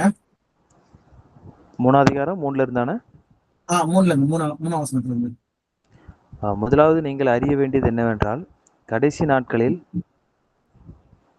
பரியாசக்காரர் வந்து தங்கள் சுய இச்சைகளின்படி நடந்து அவர் வருவார் என்று சொல்லுகிற வாக்குத்தத்தம் எங்கே? பிதாக்கள் நித்திரையடைந்த பின்பு சகலமும் சிருஷ்டிப்பின் தோற்றம் முதல் இருந்த விதமாய் இருக்கிறதே என்று சொல்லுவார்கள். பூர்வ காலத்தில் தேவனுடைய வார்த்தைகளினாலே வானங்களும் ஜலத்தினின்று தோன்றி ஜலத்தினாலே நிலை கொண்டிருக்கிற பூமியும் உண்டாயின என்பதையும் அப்பொழுது இருந்த உலகம் ஜலப்பிரளயத்தினாலே அழிந்தது என்பதையும் மனதார அறியாமல் இருக்கிறார்கள். இப்பொழுது ஆமா, இது முதலாம் உலகம். முதலாவது வானமும் பூமியும் எப்படி அழிஞ்சது? ஜலத்தினால அழிஞ்சது, ஜலப்பிரளயத்தினால. ஆமா. இரண்டாவது அப்படியே படிங்க. இப்பொழுது இருக்கிற வானங்களும் பூமியும் அந்த வார்த்தையினாலேயே அக்கினிக்கு இரையாக வைக்கப்பட்டு தேவ பக்தி இல்லாதவர்கள் நியாயந்திருக்கப்பட்டு அழிந்து போகும் நாள் வரைக்கும் காக்கப்பட்டிருக்கிறது. ஓகே, அப்ப இப்ப இருக்க பூமியும் வந்து அக்னிக்கு தண்ணிக்கு இப்ப இருக்கிறது அக்னி எல்லாம் அழிஞ்சிடும் சொல்லி சொல்றாங்க. ஓகேவா? அது எப்படி அக்னி எல்லாம் அழியும் சொல்லி பாத்தீங்கன்னா 10ஆம் வசனத்துல படிங்க, 10-11. கர்த்தருடைய நாள் இரவிலே திருடன் வருகிற விதமாய் வரும். அப்பொழுது வானங்கள் மடமட என்று அகன்றுப்போம், பூதங்கள் வெந்து உருகிப்போம், பூமியும் அதிலுள்ள கிரியைகளும் எரிந்து அழிந்து போம். அப்போ கர்த்தருடைய நாள் சொல்லும்போது இயேசு கிறிஸ்துவின் வருகை ஓகே வரும்போது என்ன நடக்குமா? திருடன் வர்ற மாதிரி இருக்கும். தெரிந்து கொள்ளப்பட்டவங்களை எடுத்துட்ட பிறகு இந்த பூமி என்ன பண்ணுது? அழிக்கப்படுது. எப்படி அழிக்கப்படுதுன்னா அக்னினால அழிக்கப்படுது. ஓகே, ஒட்டுமொத்த மக்களை எல்லாருமே அழிச்சிடறாங்க. ஓகே, உருகி போய் இப்ப யாராவது வந்து வீட்டை கொளுத்துனாங்கன்னா வீட்டுக்குள்ள இருக்கவங்க தப்பிக்க முடியுமா? முடியாது, எரிஞ்சிருவாங்க. அப்ப பூமியை கொளுத்துனா பூமியில இருக்கவங்க தப்பிக்க முடியுமா? முடியாது, எல்லாரும் எரிஞ்சிரும். ஆமா, அதுதான் டிஸ்ட்ராய்ட் எல்லாமே. அது வேணா படிங்க, அப்படியே 11-12 படிங்க. இப்படி இவைகள் எல்லாம் அழிந்து போகிறதா இருக்கிறபடியால் நீங்கள் எப்படிப்பட்ட பரிசுத்த நடக்கையும் தேவ பக்தியும் உள்ளவர்களாய் இருக்க வேண்டும். சபை பத்தி சொல்றாங்க, தெரிந்து கொள்ளப்பட்ட மக்களை பத்தி பேசுறாங்க. படிங்க அப்படியே. தேவனுடைய நாள் சீக்கிரமாய் வரும்படிக்கு மிகுந்த ஆவலோட காத்திருங்கள். அந்த நாளில் வானங்கள் வெந்து அழிந்து பூதங்கள் எரிந்து உருகி போம். எப்படி அந்த அளவுக்கு மெல்ட் ஆயிடுமா? ஓகேவா? அது அப்ப இந்த பூமி முடிஞ்ச பிறகு அப்ப தேவன் ராஜ்யம் பூமிக்கு வரணும் சொல்லி பிரே பண்றோம். அது தானியேல் 2ஆம் அதிகாரத்திலயும் பூமியில தேவன் அழியாத ஒரு ராஜ்யத்தை உண்டு பண்றான்னு சொல்லி பாக்குறோம். தானியேல் 7லயும் பாக்குறோம். வெளிப்படுத்தல் 20லயும் பாத்தீங்கன்னா தேவன் வந்து என்ன பண்றாரு? ராஜ்யத்தை வந்து கிறிஸ்துக்கும் சபை அந்த தெரிந்து கொள்ளப்பட்ட மக்களுக்கும் கொடுக்குறா சொல்லி பாக்குறோம். பரிசுத்தவங்களுக்கு கொடுக்குறா சொல்லி பாக்குறோம். அப்படி இருக்கும்போது இப்ப பூமியே அழிஞ்சிருச்சு, மெல்ட் ஆயிடுச்சு. அப்ப என்ன பண்றாரு காடு சொல்லி பார்த்தோம்னா 13ஆம் வசனம் படிங்க.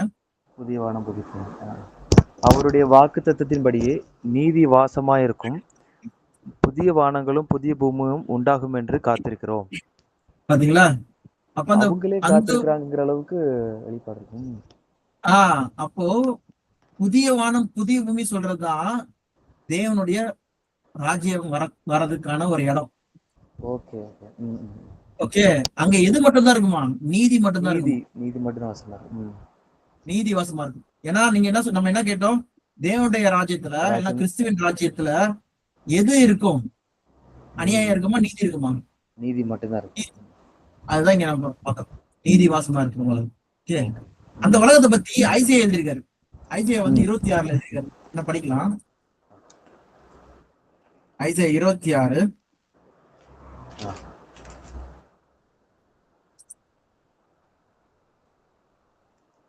9-10. என் ஆத்துமா இரவிலே உம்மை வாஞ்சிக்கிறது, எனக்குள் இருக்கிற என் ஆவியால் அதிகாலையிலும் உம்மை தேடுகிறேன். உம்முடைய நியாய தீர்ப்புகள் பூமியிலே நடக்கும் போது பூச்சக்கரத்து குடிகள் நீதியை கற்றுக்கொள்வார்கள். நியாய தீர்ப்பு சொல்லும்போது தேவனுடைய ஆளுகை பூமியிலே நடக்கும் போது, ஓகே, எவ்வளவு தெளிவா போட்டிருக்கு பாருங்க. உமது நியாய தீர்ப்பு பூமியிலே நடக்கும் போது பூச்சக்கரத்து குடிகள்னா யாரு? உலக மக்கள். இது வந்து சபையை பத்தி பேசல, எல்லாம் தெரிந்து கொள்ளப்பட்ட மக்களை பத்தி பேசல, எல்லாம் கிறிஸ்துவ பத்தி பேசல, இது உலக மக்களை பத்தி பேசிட்டு இருக்காங்க. ஓகேவா? அப்போ தேவனுடைய ராஜ்யம் பூமிக்கு வந்துட்டு பிறகு என்ன நடக்குமா? நீதி என்னன்னு சொல்றது கற்றுக்கொள்வார்கள். ஏன்னா இந்த உலகத்துல நீதின்றது கத்துக்கொள்ளாதபடிக்கு என்ன பண்றான் சாத்தான்? அவன் கண்களை குருடாக்கி வச்சிருக்கான். அப்ப சாத்தானை கட்டிட்ட பிறகு என்ன பண்ணணும்? நீதிய போதிக்கணும், கற்றுக் கொடுக்கணும். அந்த நீதி போதிக்கப்படுதான். போதிக்கப்படுவது என்ன நடக்குது? படிங்க அடுத்த வசனம். துன்மார்க்கனுக்கு தயை செய்தாலும் நீதியை கற்றுக்கொள்ளான், ஆஹ் நீதியுள்ள தேசத்திலும் அவன் அநியாயம் செய்து கர்த்தருடைய மகத்துவத்தை கவனியாதே போகிறான். பாத்தீங்களா? அப்போ என்ன ம். நடக்குது துன்மார்க்கன்? அந்த உலகத்துல ஒரு வாய்ப்பு கொடுத்திருந்தோம், அவன் அவனோட சொந்த இதன்படியே என்ன பண்றான்னா, சாத்தான போல என்ன நடக்குது. பண்றான்னா, அவனே வந்து கெடுத்துக்கிறான். எடுத்துக்க. Okay, okay, okay. ஓகே, அவன் மக்கள்ல வந்து பாத்தீங்கன்னா சாத்தான் கெடுத்துட்டான் இந்த உலகத்தை. ஓகே, ம். அநீதி ஆமா. எல்லாம் நடக்குது. ஆனா தேவன் ராஜ்யத்துல வந்து ஒரு வாய்ப்பு கொடுக்கப்படுது, சத்தியத்தை போதிக்கப்படுறாங்க கொடுக்குறாங்க, ஒரு வாய்ப்பு ஓகே. சத்தியம் போதிக்கப்படுது. அப்பயும் சில பேர் என்ன பண்றாங்க, நீதியை இல்ல, கற்றுக்கொள்ளாதபடிக்கு செய்யல. போறாங்க சொல்லி கவனியாதே போடுறாங்க. போகிறான். ஆனா கவனியது. இதுல ஒரு டவுட். ஒருவேளை அந்த டைம்ல இப்போ மரிச்சவங்க உயிர் தெழுந்துட்டாங்க, அவங்க தான் ஆளுகை பண்ணுவாங்க. அந்த மறுத்தவங்க உயிர்த்தெழுந்தாங்கன்னா அவங்க தெரிந்து கொள்ளப்பட்ட மக்கள் தெரிந்து உயிர்த்தெழுறாங்க. கொள்ளப்பட்டக்கு பரிசுத்தவான்கள் ஆண்டோட ஆளுகை பண்றாங்க. இப்போ அந்த டைம்ல இருக்கிற ஜனங்கள் மட்டுமா, இல்ல பூர்வத்துல உள்ள ஜனங்கள் எல்லாருக்குமே ஒரு வாய்ப்பு கொடுக்கிற மாதிரி இருக்குமா? நல்ல ஒரு பாயிண்ட். இதுதான் வந்து 1 கொரிந்தியர்ல வந்து நம்ம 23 படிச்சோம். ஓகே, ஆமா. 15ஆம் அதிகாரம் 23 படிச்சோம். அது 23 படிங்க. அவனவன் தன் தன் வரிசையிலே உயிர்ப்பிக்கப்படுவான். அப்போ ஒரு வரிசை இருக்கு. ஆ, ஓகே, அவனவன் தன் தன் வரிசையில உயிர்ப்பிக்கப்படுவான். முதல் பலனவர் கிறிஸ்து. ஆஹ் பின்பு அவர் வருகையில் அவருடையவர்கள் உயிர்ப்பிக்கப்படுவார்கள். இயேசு கிறிஸ்து எப்ப உயிர்த்தெழுந்தாரு? 2000 வருஷத்துக்கு முன்னாடி உயிர்த்தெழுந்தாரு. முன்னாடி. முதல் ஆமா. பலனவர் கிறிஸ்து. அவருடைய ஆமா. வருகையிலே அவருடையவர்கள் சொல்லும்போது யாரு? சபை. அவருக்கு அப்புறம் உள்ளவங்க தான் சபை. ஆமா. ஃபர்ஸ்ட் சபை வருது. அதனாலதான் சபை முதலாம் தான். உயிர்த்தெழுதல் சொல்லும்போது நம்ம வெளிப்படுத்தல் 20ல வந்து அது தெரிந்து கொள்ளப்பட்ட ஜனங்களை பத்தி பாக்குறோம். ஓகே, அவரால் தெரிந்து ஆ, கொள்ளப்பட்ட ஜனங்களை பத்தி பாக்குறோம். ஓகே, முதலாம் உயிர்த்தெழுதல் சொல்லி பாக்குறோம். உயிர்த்தெழுதல். ஓகே. அப்போ அதுக்கு முந்தின வசனம் படிங்க, 21, 22. மனுஷனால் மரணம் உண்டானபடியால் மனுஷனால் ஆஹ் மரித்தோரின் உயிர்த்தெழுதல் உண்டாயிற்று. ம். ஆஹ் அப்படியே படிங்க. ஆதாமுக்குள் எல்லாரும் மரிக்கிறது போல கிறிஸ்துவுக்குள் எல்லாரும் உயிர்ப்பிக்கப்படுவார்கள். எல்லாரும்னா யாரு? ஆதம் தொடங்கி. ஆதாமுக்குள் எல்லாம் மரிக்கிறது போல கிறிஸ்துவுக்குள் எல்லாரும்.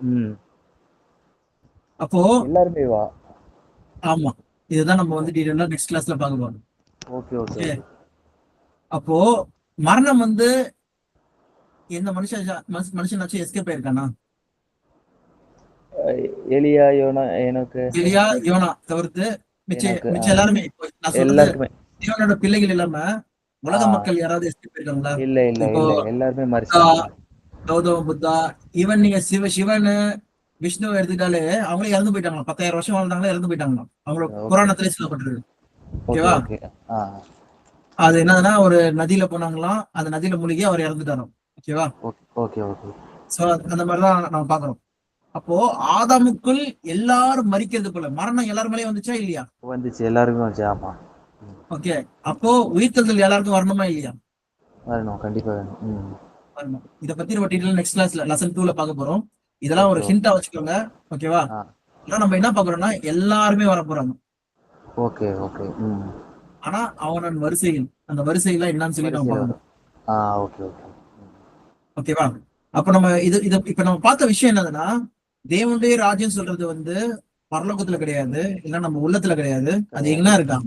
அது பூமியில வரப்போறதா இருக்கு, பூமியில வரப்போறதா வரப்போகிறது. இருக்கு. ஓகே, இத குறிச்சு நீங்க தியானிக்கணும். தியானிச்சு ஏதாவது வசனம் வேற ஏதாவது சொல்லுதா இல்லையா சொல்லி நீங்க பார்த்து ஆராயும் தான் நீங்க பெரிய பட்டணத்துக்குள்ள இருக்க முடியும். ஓகே, நட்புற சொல்லியா இருக்க முடியும்.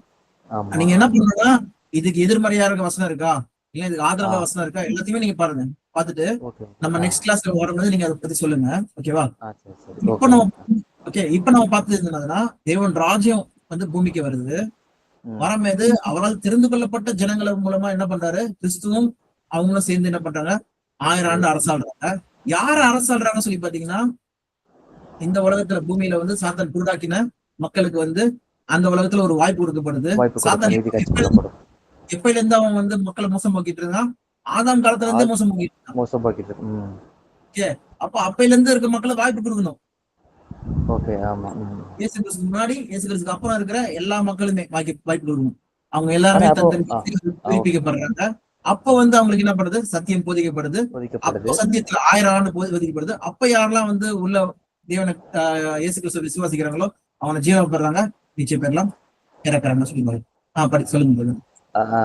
இதுல என்னன்னா கிறிஸ்து இந்த இதுல ஐ திங்க் இதுலதான் நினைக்கிறேனே, பேதுருல நினைக்கிறேன், காவலில் உள்ள ஆவிகளுக்கு போய் அவர் போதித்தார் அப்படின்ட்டு வரும்லானே. ஆமா, அது அப்போ யாருக்கா இருக்கும்? ஒருவேளை இவன் இந்த இறந்தவங்களுக்கா இல்லாம இப்ப வேற யாரையும் அவங்களை மென்ஷன் பண்றாங்களா? ஆமா, வேற வேற ஒரு கூட்டம், வேற ஒரு ஓகே கூட்டத்தை பத்தி மென்ஷன் பண்றாங்க. அந்த கூட்டத்தை பத்தி நம்ம பார்க்கலாம். அது ஓகே வேணா நோட் பண்ணிக்கோங்க, கொஸ்டினா பார்க்கலாம். நம்ம இதை முடிச்சிடுறேன். முடிச்ச பிறகு நான் அதை கடைசியா சொல்றேன். ஓகே ஓகே ஓகே சோ இப்ப நம்ம என்ன பாக்குறோம், புதிய வானம் புதிய பூமி வருது. ஓகே, வருது. அது நீதி வாசமா இருக்கும் உலகம். அதுதான் தேவன் ராஜ்யம். அதுதான் தேவன் வந்து என்ன பண்றாரு, 7ஆம் காலத்துல வந்து கடைசி காலத்துல இயேசு கிறிஸ்து வருகையில வந்து இந்த பூமியை வந்து அக்கினியினால அழிச்சிட்டு என்ன பண்றாரு, புதிய வானம் புதிய பூமி. இதை ஓகே. அழிக்கிறது வந்து எப்படி எப்படி அது தேவன் என்ன பண்றாரு சொல்லி பாத்தீங்கன்னா, நீங்க எப்படி வந்து இன்னைக்கு நீங்க ஃபுல்லா சுத்திட்டு இருக்கீங்க வெளியில, ம், ம், ம். சட்டை என்ன ஆயிடுது, அழுக்காயிடுது. நீ போய் ஆமா. குளிக்கிறீங்க, ஆ, அப்புறம் என்ன பண்றீங்க, புது சட்டை மாத்துறீங்க. ஆமா. அந்த மாதிரி தேவன் என்ன பண்றாராம், பூமியோடைய அந்த மேல இருக்கிற அந்த காரியங்களை எல்லாத்தையும் எடுக்கிறாராம். ஓகே, சட்டையை மாத்துற மாதிரி. அந்த வசனம் எங்க இருக்கு சொல்லி பாத்தீங்கன்னா, எபிரேயர் 1ஆம் அதிகாரம். ஆமா, அது சால்வை போல சுருட்டி படிச்சிருக்கோங்க.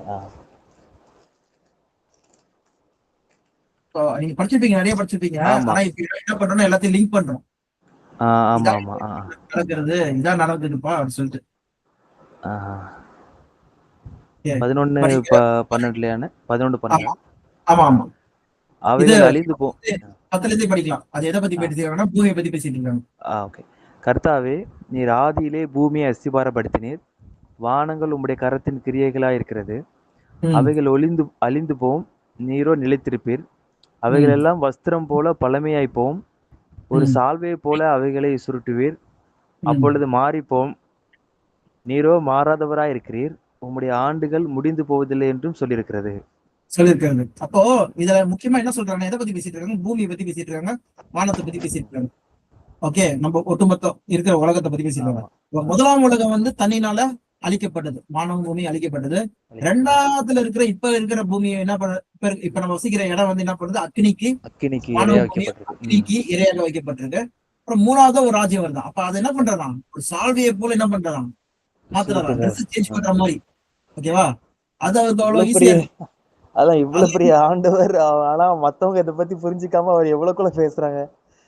ட்ரெஸ் மாதிரி ஈஸியா பூமியை எடுத்து மாத்திரங்கிறாரு.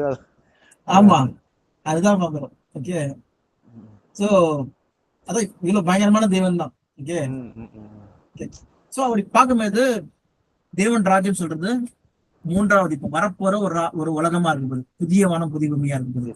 இதை பத்தின தெளிவான ஒரு புரிதல் இருக்கணும். ஓகேவா, அப்ப அந்த புதிய வானம் புதிய பூமியில என்ன பாக்குறோம்னா, அவருடைய ஆளுகை பூமிக்கு வரணுமா. ஓகே, அதை பத்தி எழுதியிருக்க பைபிள்ல சொல்லி பாத்தீங்கன்னா, வெளிப்படுத்தல் 21ஆம் அதிகாரத்துல நம்ம படிக்கிறோம். 1ல இருந்தா 1ல இருந்து. பின்பு நான் புதிய வானத்தையும் புதிய பூமியும் கண்டேன். முந்தின வானமும் முந்தின பூமியும் ஒளிந்து போயின, சமுத்திரமும் இல்லாமற் போயிற்று. யோவானாகிய நான் புதிய எருசலேமாகிய பரிசுத்த நகரத்தை தேவனிடத்திலிருந்து பரலோகத்தை விட்டு இறங்கி வர கண்டேன். அது தன் புருஷனுக்காக தேவனுடைய ராஜ்யம் என்ன பண்ணுதான், பரலோகத்துல இருந்து பூமிக்கு இறங்கி வருதான். அவர் நம்ம ப்ரே பண்றோம் பாத்தீங்களா. ஆமா ஆமா. எருசலேம் சொல்றது ஒரு கண்ட்ரியோட தலைநகரம். ஓகேவா, அப்போ ஆளுகை வந்து என்ன பண்ணுதான், புதிய எருசலேம் வானத்திலிருந்து பூமிக்கு வரும்போது ஒட்டுமொத்த உலகத்துக்கே என்ன ஆக போதான், அதான் தலைநகரம் ஆக போகுது. Okay, head quarters. ஓகே, வரதான். ஓகே, வந்த பிறகு என்ன பண்றாரு சொல்றாங்க, அது தன் புருஷனுக்காக அலங்கரிக்கப்பட்ட மணவாட்டியை போல ஆயத்தமாக்கப்பட்டிருந்தது. ஓகே, அடுத்தது. மேலும் பரலோகத்திலிருந்து உண்டான ஒரு பெரும் சத்தத்தை கேட்டேன். சத்தம் வருது. அங்க என்ன சொல்றாங்க, இதோ மனுஷர்களிடத்திலே தேவனுடைய வாசஸ்தலம் இருக்கிறது. அவர்களிடத்திலே அவர் வாசமாயிருப்பார். அவர்களும் அவருடைய ஜனங்களா இருப்பார்கள். தேவன் தாமே அவர்களோட கூட இருந்து அவர்களுடைய தேவனா இருப்பார். இப்ப இங்க வருது மரணம் இல்லைங்க. அவர்களுடைய கண்ணீர் யாவையும் தேவன் துடைப்பார். இனி மரணமும் இல்லை, துக்கமும் இல்லை, அலறுதலும் இல்லை, வருத்தமும் இல்லை, முந்தினவைகள் ஒளிந்து போயின என்று விளம்பினது. இது எல்லாம் எப்ப நடக்குதுன்னு சொல்லி பாத்தீங்கன்னா, தேவனுடைய ராஜ்யத்துல மக்கள் மத்தியிலே தேவனுடைய ஆளுகை வந்து இருக்கணும். ஓகே, அப்போ என்ன நம்ம பாக்குறோம்னு பாத்தீங்கன்னா, ராஜாவா இயேசு கிறிஸ்து இருக்கிறார், கூட சபை இருக்கிறாங்க, மக்களை வந்து என்ன பண்றாங்க, சத்தியத்தின் பாதையில வழி நடத்துறாங்க. அதுல மனம் திரும்புற மக்கள் வந்து என்ன பண்றாங்க, ஜீவன் அடையிறாங்க. மனம் திரும்பாத மக்கள் வந்து என்ன பண்றாங்க, அழிஞ்சு போறாங்க சொல்லி பாக்குறோம். அதை பத்தி நம்ம டீட்டெயிலா பார்க்கலாம். ஆனா இங்க முக்கியமா தேவன் ராஜ்யம் சொல்றது ஒரு வரப்போற விஷயமா இருக்கு சொல்லி பாக்குறோம். அது பூமியில தான் பூமியில தான் வரப்போகுது சொல்றது வந்து கன்ஃபார்மா நம்ம வசனத்திலேயே நம்ம பாக்குறோம், தெளிவா இருக்கு. ஓகே, அது ஓகே. பரலோகத்திலேயும் கிடையாது, பரலோகத்திலே இருக்கிற விஷயம் தான் பூமிக்கு வருது. வருது. ஓகேவா? அது ஏன்னா பரலோகத்துல அசுத்தம் செய்யப்படுது, பூமியிலும் அசுத்தம் செய்யப்படுவதாக சொல்லும்போது செய்யப்படல, ஆகணும். இல்ல. அப்ப அதுக்கு தடையா இருக்கிற ஆள் யாரு? சாத்தான். அது தடையா இருக்கிற கிரியைனது உலகத்தின் கிரியைகள். அது எல்லாத்தையும் என்ன பண்றாரு தேவன்? அக்னியால எரிக்கிறாரு. எரிச்ச உடனே என்ன ஆயிடுது? எல்லாம் பஸ்மம் ஆயிடுது. ஓகே, பசுமம் ஆயிட்டு உலக மக்கள் எல்லாருமே திருப்பி என்ன பண்றாரு? உயிர்த்தல வைக்கிறாங்க. Okay okay. ஓகே, இதெல்லாம் அடுத்தடுத்த பேட்டர்ன் சொல்லி பார்க்கணும். ஓகேவா? இது வரைக்கும் எழுதிக்கோங்க.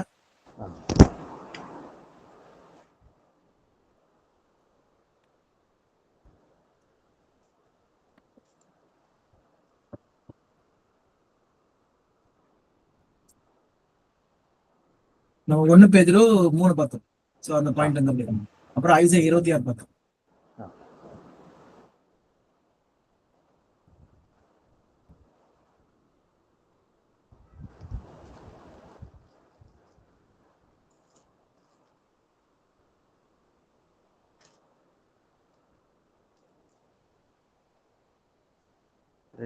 ரெண்டு பேர் தானே?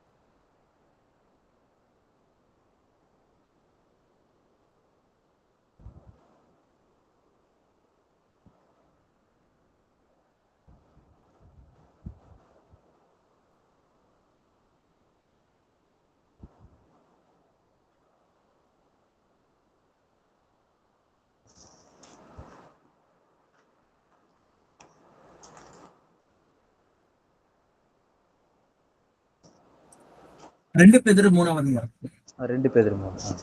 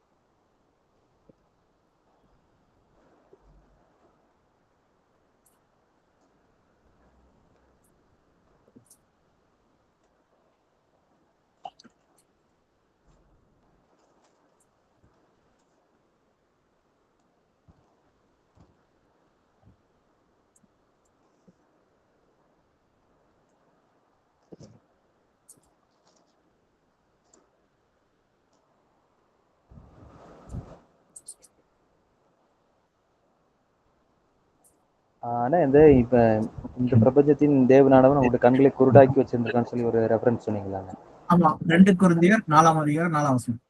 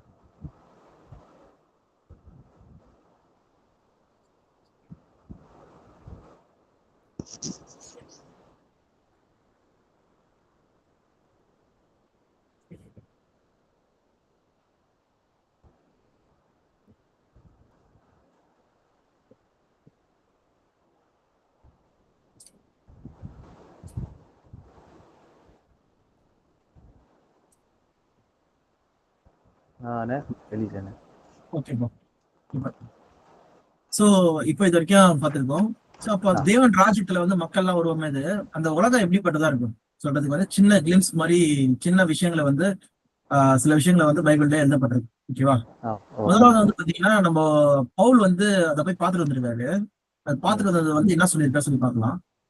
ஓகே, அந்த உலகத்தை வரப்போற உலகத்தை 2 கொரிந்தியர் 12ஆம் அதிகாரம்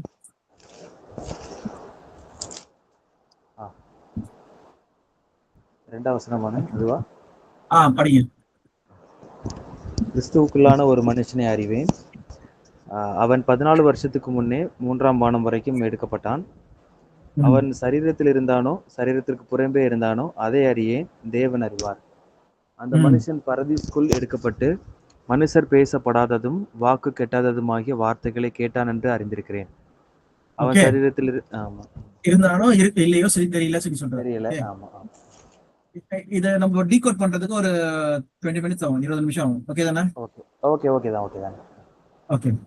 சோ நீங்க 2 விஷயத்த பாக்குறீங்க. ஒன்னாவது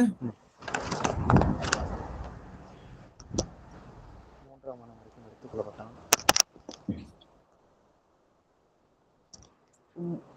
ஆனா 3ஆம் வானங்கிறது நீங்க சொன்ன நம்ம இது இப்ப பார்த்தபடி 3வது வருகிற அந்த வானத்தை பத்தி அங்க போயிட்டு பார்த்துட்டேங்கிறத பத்தி சொல்றாரா? சொல்றாரு. ஓகேவா? அதான் நம்ம பார்க்க போறோம். ஓகே, 3வது வானம் சொல்லும்போது புதிய வானம் புதிய பூமி இருக்கு பாத்தீங்களா? 3வது பேஜ் சொல்றாரு பாத்தீங்களா? நீதிவாசமா இருக்கு. அதான் அதை போய் பார்த்துட்டு வந்திருக்கு. ஓகே. அப்போ அது தேர்ட் ஹெவன் அண்ட் எர்த் சொல்றதுதான் வந்து நம்ம இங்க பாக்குறோம். அதுக்கு இன்னொன்று பேர் என்னதுன்னா பரதேசி சொல்லி போறோம். பாரடைஸ். ஓகே. ஆனா இப்ப ஒண்ணு ஞாபகம் வருது. ஒருவேளை ஆண்டவர் அந்த கல்லனை பார்த்து சொல்லும் போதும் இதுதான் சொல்லியிருப்பாரு, என்னோட ராஜ்யத்துல. கரெக்ட். Okay, correct.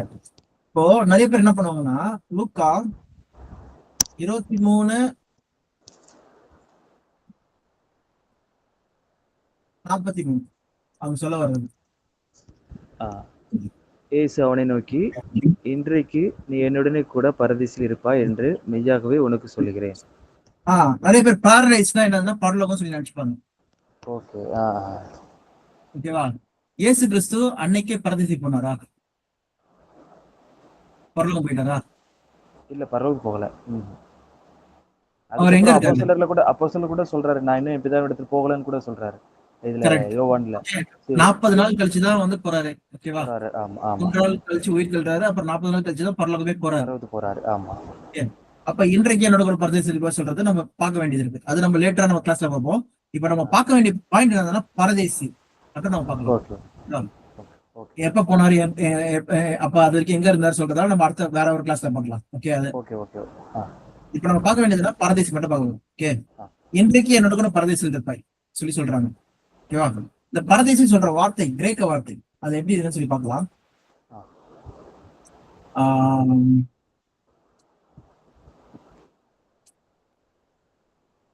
லூக் 23:43.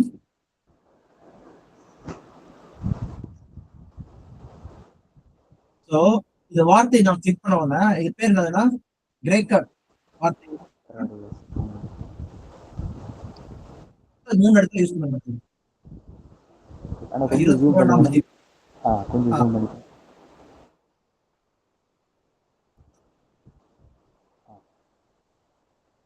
தெரியுதா?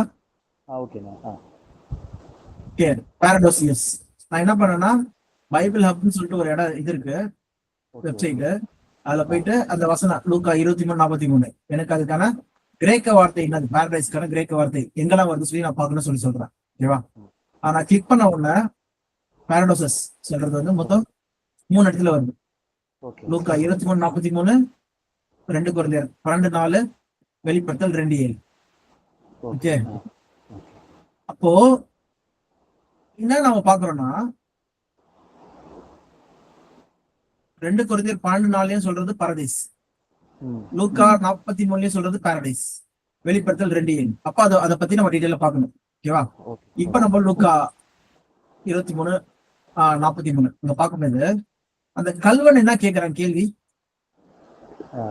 ஆண்டவரே, நீர் உம்முடைய ராஜ்யத்தில் வரும்போது அடியேனை நினைத்தருளும்.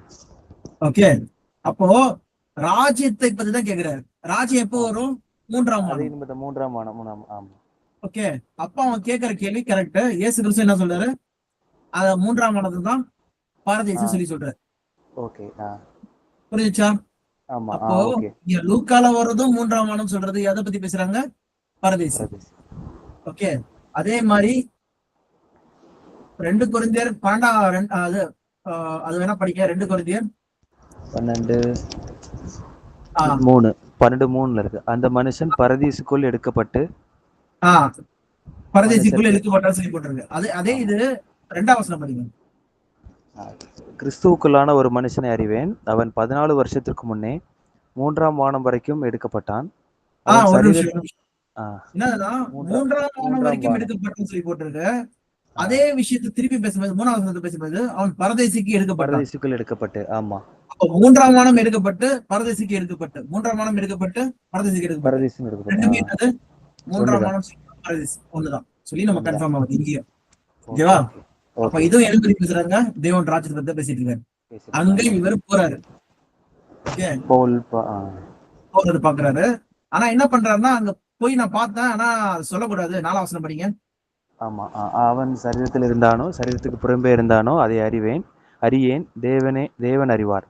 இப்படிப்பட்டவனை குறித்து மேன்மை பாராட்டுவேன். ஆனாலும் என்னை குறித்து என் பலவீனங்களிலே என்று வேறொன்றிலும் மேன்மை பாராட்ட மாட்டேன் சொல்லி சொல்றாரு. அப்போ என்னன்னா இயேசு கிறிஸ்து என்ன பண்றாருன்னா இவங்களுக்கு தேவனுடைய ராஜ்யத்தை, இவருக்கு தேவன் ராஜ்யம் எப்படி இருக்குன்னு சொல்றத ஒரு விஷனா என்ன பண்ணிருக்காரு, காமிச்சிருக்காரு. அதனாலதான் என்ன சொல்றாருன்னா சரீரத்துல இருந்தனா இல்லையா சொல்லி தெரியல, தேவன் அறிவா சொல்றாரு. ஓகேவா? ஒரு தரிசனமா காமிச்சிருக்காரு சொல்லி சொல்றோம். ஓகேவா? சோ இதே மாதிரி இன்சிடென்ட் பாத்தீங்கன்னா பேதுரு, யோவான், யாக்கோபுக்கு நடந்திருக்கு. எங்க நடந்திருக்கு? மறுரூப மலையில. ஓகே, மறுரூப மலையில. ஆனா படிக்கலாம். மத்தேயு 17ஆம் அதிகாரம் இல்ல 6 நாளைக்கு பின்பு படிக்குவானே. 6 நாளைக்கு பின்பு இல்ல அதுக்கு முதல்ல வசனம் படிங்க. 16 லாஸ்ட்லயா? லாஸ்ட் வசனம் படிங்க. இங்கே நிற்கிறவர்களில் சிலர் மனுஷகுமாரன் தம்முடைய ராஜ்யத்தில் வருவதை காணும் முன் மரணத்தை ருசி பார்ப்பதில்லை என்று மெய்யாகவே உங்களுக்கு சொல்லுகிறேன் என்றார். அப்படி பார்த்தோம்னா இங்க நிற்கும் சிலர் சொல்லும்போது சீஷர்களை பார்த்து சொல்றாரு. அப்போ சிலர் சொல்லும்போது கொஞ்சம் பேர் மட்டும் கூட்டு போறாரு. ஓகே, காமிக்கணுமா? பேர் காமிக்கணுமா? ராஜ்யத்தை பார்க்காமல் நித்திரை அடைவதில்லை, மரிப்பதில்லை. ஆமா. ராஜ்யம் இப்ப வந்துருச்சா? இல்ல வரல. இயேசு கிறிஸ்து 2ஆம் வருகை வரணும். அப்ப இத்தனை வருஷமா உயிரோடு இருக்காங்களா? இல்ல ஏறல. இல்ல. அப்ப யாரு? அப்ப என்னன்னா இது சொல்லி 6 நாளுக்கு பிறகு. ஆமா. ஓகேவா? ஓகே. யார கூட்டு போற? சிலர் சொல்லும்போது யாரெல்லாம் கூட்டு போறாங்க? பேதுருவையும் யாக்கோபையும் அவனுடைய சகோதரனை யோவானையும் சொல்லி மறுரூப மலையில காமிக்கிறாங்க. அங்க இயேசு கிறிஸ்துவோட சரீரம் மாற்றப்படுது. அங்க மோசையும் பாக்குறாங்க. அது பேசிட்டு வந்துட்ட பிறகு அங்க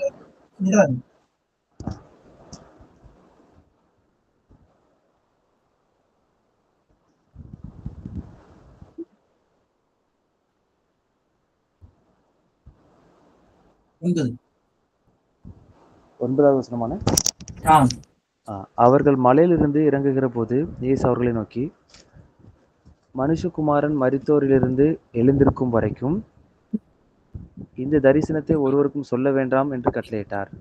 அப்ப இதனால தரிசனம். ஆமா, தரிசனம். ஓகே, தெளிவா இருக்கா? இது ஒரு தரிசனம். எப்படி பவுலுக்கு காமிக்கிறாரோ லேட்டரா. ஆமா. அப்புறமா ரொம்ப வருஷம் கழிச்சு காமிக்கிறாரு அவருக்கு. ஆமா எங்களுக்கு முன்னாடியே அவர் இயேசு கிறிஸ்து இருக்கும்போது என்ன பண்றாருன்னா தேவன் ராஜ்யத்தை பத்தி காமிக்கிறாரு. அப்போ காமிக்கிறார். தேவன் ராஜ்யம் சொல்றது எவ்வளவு இம்பார்ட்டன்ட் சொல்லி புரியுதா? ஆமா பூமியில வரப்போற விஷயத்த வந்து காமிக்கிறாரு அப்படியே. காமிக்கிறார். ஓகேவா? இதுதான் பரதேசி சொல்லி பார்க்கிறோம். சரி, இப்போ வந்து நம்ம என்ன பண்ணணும், 2 விஷயத்த பார்த்தோம். இப்ப கல்லன் கிட்ட பேசும்போது என்ன பண்றான், கல்லன் என்ன கேட்கறான், ராஜ்யத்தில் வரும்போது தேவன் ராஜ்யத்தை பத்தி தான் பேசிட்டு இருக்காங்க. அப்ப இயேசு கிறிஸ்து என்ன சொல்றாரு, ஆமாப்பா பரதேசி சொல்லி சொல்றாரு. இதே மாதிரி பவுல் என்ன பண்றாரு, பாரடைஸ் பத்தி பேசும்போது அதுதான் சொல்றாரு. ஓகேவா? 3ஆம் மாதமும் பரதேசி சொல்றாரு. இதே மாதிரி நம்ம இன்னொன்னு நம்ம என்ன பார்த்தோம், வெளிப்படுத்தல் 2:7. ஓகே.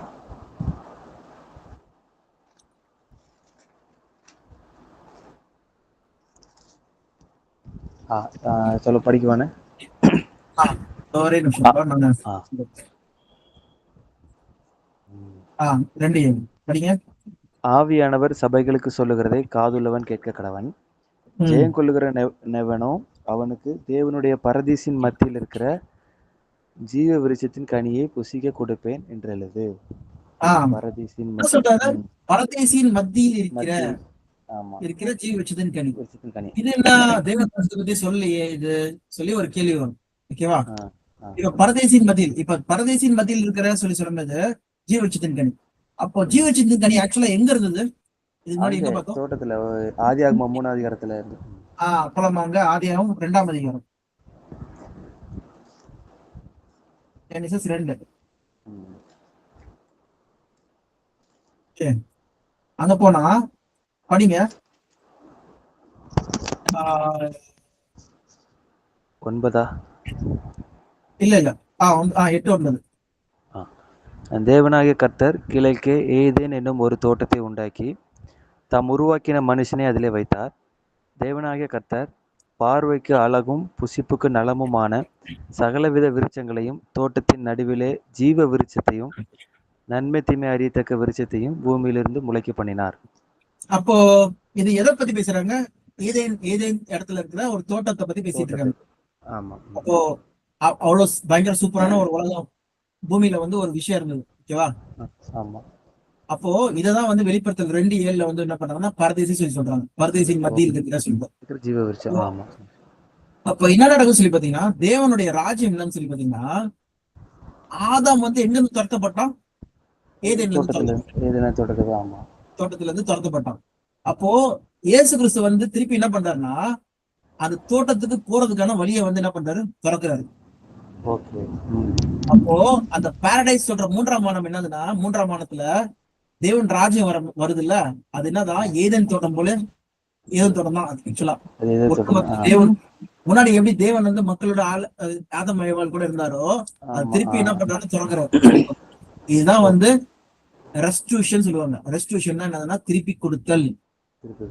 இழந்து போனதை திருப்பி கொடுக்க வந்தார் சொல்லி சொல்லும்போது, ஆதாம் இழந்து போன விஷயத்த, ஜீவனை இழந்து போயிட்டான், இல்ல அந்த இடத்துல இருந்த அந்த அவ்வளவு சூப்பரான உலகத்தை வந்து மிஸ் பண்ணி குறுக்கும் முள்ளும் வதைக்கிற சாபமான ஒரு இதுக்குள்ள வந்துட்டான்.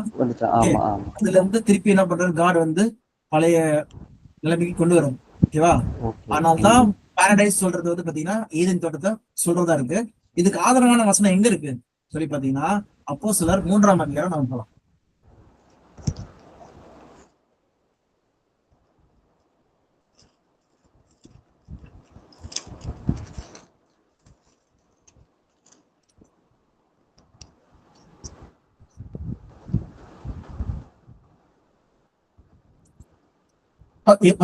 படிங்க. 17 சகோதரரே, நீங்களும் உங்கள் அதிகாரிகளும் அறியாமையினாலே இதை செய்தீர்கள் என்று அறிந்திருக்கிறேன்.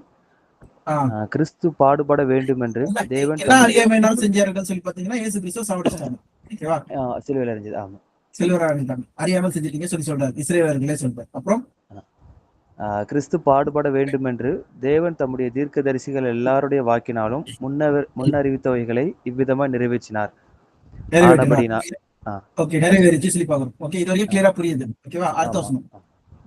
ஆனபடினாலே கர்த்தருடைய சன்னிதானத்திலிருந்து இளைப்பாறுதலின் காலங்கள் வரும்படிக்கும். அடுத்த பாயிண்ட். அப்ப இயேசு கிறிஸ்து வந்து மரிச்சு அவர் கொடுத்துட்ட பிறகு அவரோட சந்நிதியிலிருந்து என்ன பண்ணுதான்? இளைப்பாறுதலின் காலம். ஓகே, இதுதான் தேவன் ராஜ்யம். ஓகே, இதுதான் அந்த இழந்து போன அந்த பாரடைஸ் திரும்பி வரணும். காலம் வர வரைக்கும் இயேசு கிறிஸ்து என்ன பண்ணுமா? அவர் உங்களிடத்தில் அனுப்பும்படிக்கும் ஆ, உங்கள் பாவங்கள் நிவிர்த்தி செய்யப்படும் பொருட்டு நீங்கள் ஆ, மனம் திரும்பி குணப்படுங்கள். குணப்படுங்கள். அப்புறம் உலக தோற்றம் முதல் தேவன் நம்முடைய பரிசுத்த தீர்க்கதரிசிகள் எல்லாருடைய வாக்கினால் உரைத்தவைகள் எல்லாம் நிறைவேறி தீரும் காலங்கள் வரும் அளவும் பரலோகம் அவரை ஏற்றுக்கொள்ள வேண்டும். ஆ, அப்புறம் மோசே பிதாக்களை நோக்கி, உங்கள் தேவனாகிய கர்த்தர் என்னை போல ஒரு தீர்க்கதரிசியை உங்களுக்கு உங்கள் சகோதரரிலிருந்து எழும்ப பண்ணுவார். அவர் உங்களுக்கு சொல்லும் எல்லாவற்றிலும் அவருக்கு செவி கொடுப்பீர்களாக. அந்த தீர்க்கதரிசியின் சொற்கேளாதவனவனோ அவன் ஜனத்தில் இராதபடிக்கு நிர்மூலமாக்கப்படுவான் என்றான். சரியா? இப்போ இதே வந்து இன்னொன்று டிரான்ஸ்லேஷன்ல படிக்கலாம். இதே அதிகாரம் எதுனா ஏற்கனவே உங்களுக்கு church.gbf சொல்லி ஒரு அமைச்சிருப்பாங்க நினைக்கிறேன். இருக்கா இந்த லிங்க்?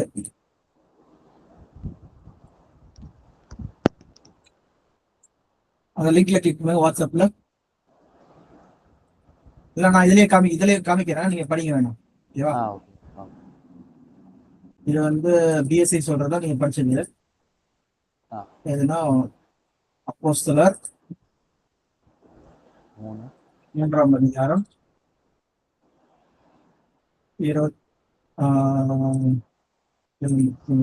17 ஓகே.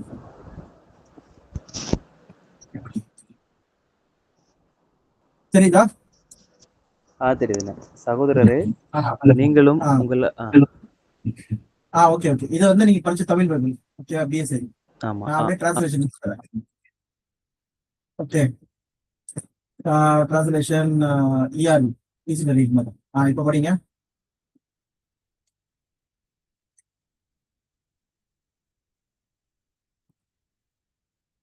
ஹலோ,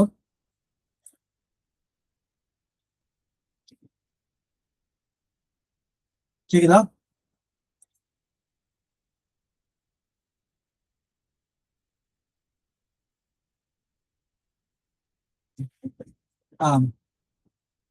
ஹலோ,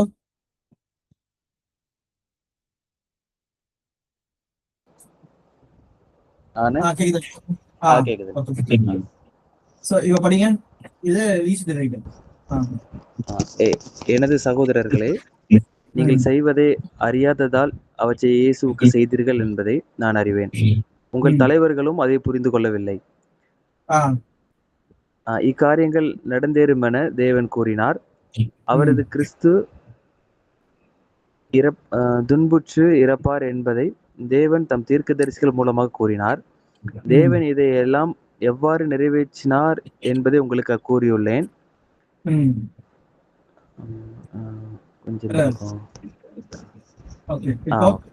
எனவே நீங்கள் உங்கள்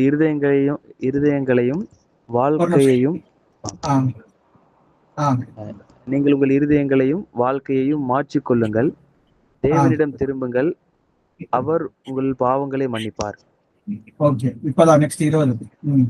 பின் ஆண்டவர் உங்களுக்கு ஆவிக்குரிய இளைப்பாறுதலை நல்குவார். கிறிஸ்துவாக இருக்க தேர்ந்தெடுக்கப்பட்டவராகிய இயேசுவை அவர் உங்களுக்கு கொடுப்பார். ஆனால் எல்லா காரியங்களும் மீண்டும் சரியாகும் வரை இயேசு பரலோகத்தில் இருக்க வேண்டும். பாத்தீங்கன்னா எல்லா காரியமும் என்ன பண்ணுமா? மீண்டும் சரியாக வரைக்கும். ஓகேவா? இதே இந்த 20 வந்து 21 வந்து நம்ம இதுல படிக்கலாம். டிவிஎம் திருவிவிலியம். ஓகே. 21 தானே? விண்ணேற்றமடைந்த இயேசு யாவும் சீர்படுத்தப்படும் காலம் வரை விண்ணுலகில் இருக்க வேண்டும். சீர்படுத்தும் காலம். ஓகே, அப்ப சீர்படுத்தும் காலம்னா என்னது? எதை பத்தி பேசிட்டு இருக்காங்க? பாத்தீங்கன்னா சபிக்கப்பட்டுச்சு. ஓகே, பூமி எல்லாமே என்ன பண்ணப்படுதாங்க? சரி செய்யப்படும். அதனாலதான் வந்து பாத்தீங்கன்னா இங்கிலீஷ்ல பாத்தீங்கன்னா அதை வந்து ரீஸ்டோர் எவ்ரிதிங். ஓகே, முந்தின சீருக்கு கொண்டு வராங்க. Okay okay okay. அப்படி கார் வந்து இடிச்சிச்சுன்னா, பைக் இடிச்சிச்சுன்னா என்ன பண்ணுவாங்க? அதை டிங்கரிங் பண்ணி திரும்ப பழைய சீர் கொண்டு வருவாங்களா? அந்த மாதிரி ஆமா. காட் பண்றாராம் இந்த உலகத்தையே வந்து பழைய சீர் கொண்டு வராங்க. ஓகேவா? ஓகே, இதுதான் ஓகே. வந்து தேவன் ராஜ்யமா இருக்கு. இதனால தான் அது வந்து என்னதுன்னா பரடைஸ் சொல்றது வந்து ஏதேன் தோட்டத்தை சொல்றாங்க. இப்ப காட் ம். என்ன பண்றாரு, திருப்பி ஏதேன் தோட்டத்தை மறுபடியும் கொண்டு வர்றாரு உள்ள, கொண்டு வரார். மக்கள் எல்லாத்தையும் ஓகே. உள்ள கொண்டு வர்றாரு. ஓகே, அதான் தேவன் ராஜ்யம் பூமிக்கு வரது சொல்லி பாக்குறோம். ஏன்னா முன்னாடி ஆதாம் தப்பு செய்யறதுக்கு முன்னாடி இருக்கு தேவன் என்ன பண்ணாரு, கூட இருந்தாரு. ஓகே, ம். ம். அது வந்து இழந்து போயிடுச்சு. திருப்பி என்ன பண்ணாரு, அந்த ஆலயக்குள்ள வராங்க சொல்லி பாக்குறோம். ஓகே. ஓகே, இதே விஷயத்தை தான் நீங்க வெளிப்படுத்தல் 22ஆம் அதிகாரத்துல கூட படிப்பீங்க. ஆ. வெளிப்படுத்தல் 22 அதோட பேரை என்னன்னு சொல்லி பார்த்தீங்கன்னா ஈடென் ரீஸ்டோர்டு. இந்த இங்கிலீஷ்ல பாருங்க, ஈடென் ரீஸ்டார்ட். ம். ரீஸ்டோர்டு. ஓகே, அப்ப என்ன ஆகுதான், தேவன் வந்து என்ன பண்றாராம், பூமியில இருந்து இயேசு தேவனும் கிறிஸ்துவும் சேர்ந்து ஆலயம் செய்யறாங்க. அங்க இருந்து என்ன பண்ணுதான், ஜீவன் நதி ஓடிக்கிறது. இதுதான். ஆமா. ஜீவனத்துக்கு கனி இருக்கு சொல்லி பாக்குறோம். ஓகே, ஆ. அங்க வந்து ஒவ்வொரு மாசமும் ஒவ்வொரு டிஃப்ரெண்ட் கனி கொடுக்குது சொல்லி கனி பாக்குறோம். இருக்கும். ஆமா, ஆமா. அதை சாப்பிடுறாங்கன்னு சொல்லி பாக்குறோம். ஓகே, சோ இதுதான் நம்ம பாக்குற அந்த திட்டம் சொல்லி பாக்குறோம். ஓகேவா? Okay, okay, okay. சோ அப்போ பாரடைஸ் சொல்றது வேற எதுவும் கிடையாது. பரதீசி சொல்றது வந்து தேவனுடைய ராஜ்யமா இருக்கு சொல்லி ராஜ்யம். ம். ம். பாக்குறோம். சொல்லி பாக்குறோம். சரி, இதுல கடைசியா ஒரு சில பாயிண்ட்ஸ் மட்டும் பார்த்துட்டு முடிச்சிடலாம். ஆ. சோ அப்ப தேவன் ராஜ்யம் எப்படிப்பட்டதா இருக்குன்னு சொல்லி பாத்தீங்கன்னா, அங்க வந்து பசி பட்டினி நோய்கள் இருக்குமா, அந்த மாதிரி இருக்குமா, நேச்சுரல் டிசீஸ் இருக்குமா பாத்தீங்கன்னா எதுவுமே இருக்காது. இல்ல. ஆனா படிங்க ஐசியா 35:1 5:1.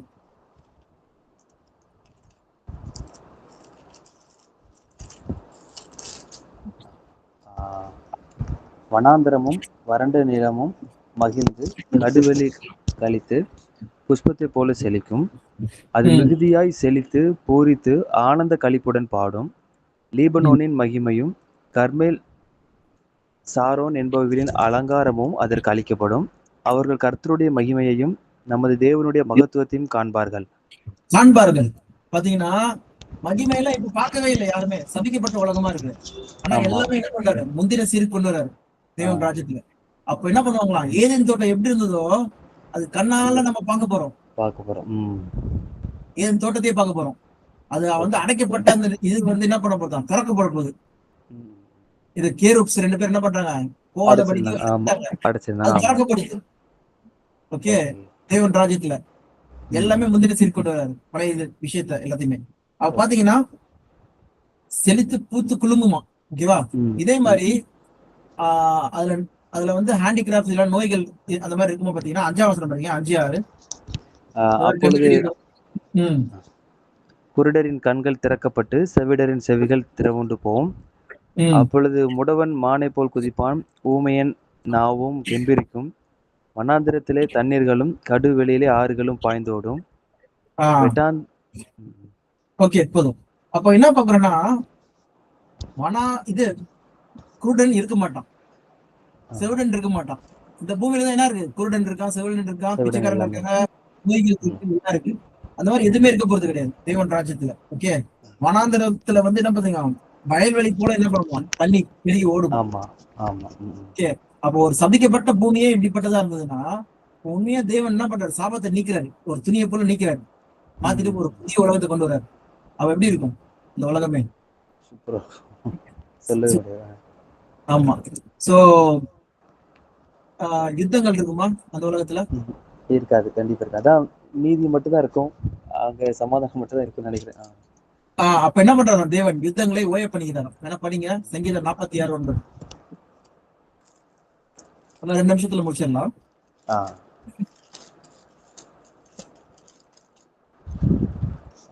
அவர் பூமியின் கடைமுனை மட்டும் யுத்தங்களை ஓய பண்ணுகிறார். வில்லை ஒடித்து ஈட்டியை முறிக்கிறார், ரதங்களை நெருப்பினால் சுட்டரிக்கிறார். சோ எல்லாத்தையுமே வந்து யுத்தங்களை ஓயப்படுகிறார். இப்ப முக்காவாசி வந்து எதுக்கு ஸ்பெண்ட் பண்றாங்க, ராணுவத்துக்கு தான் அவ்வளவு அமௌண்ட் ஸ்பெண்ட் பண்றாங்க. ஆமா, ஸ்பெண்ட் பண்றாங்க. அப்ப ராணுவமே இருக்காதான். ம். ஓகே, மிலிட்டரியின் ஆபீசரு இந்த மாதிரி நாங்க நாட்டுக்காக நாங்க பூரா சொல்றதெல்லாம் இருக்காது. இருக்காது. ஓகே. ராணுவம், விமானம், அந்த இது ஏர்ஃபோர்ஸ், நேவி, ஓகே, மிலிட்டரி அந்த மாதிரி எதுவுமே இருக்க போறது கிடையாது சொல்லி பாக்குறோம். ஓகே, யுத்தத்துல இருக்க போறது. அடுத்தபடியா என்னன்னு பாத்தீங்கன்னா, ஜனங்கள் மத்தியில வந்து நோய் இருக்குமா, சொல்லி பாத்தீங்கன்னா நோயும் இருக்க போறது கிடையாது. இருக்காது.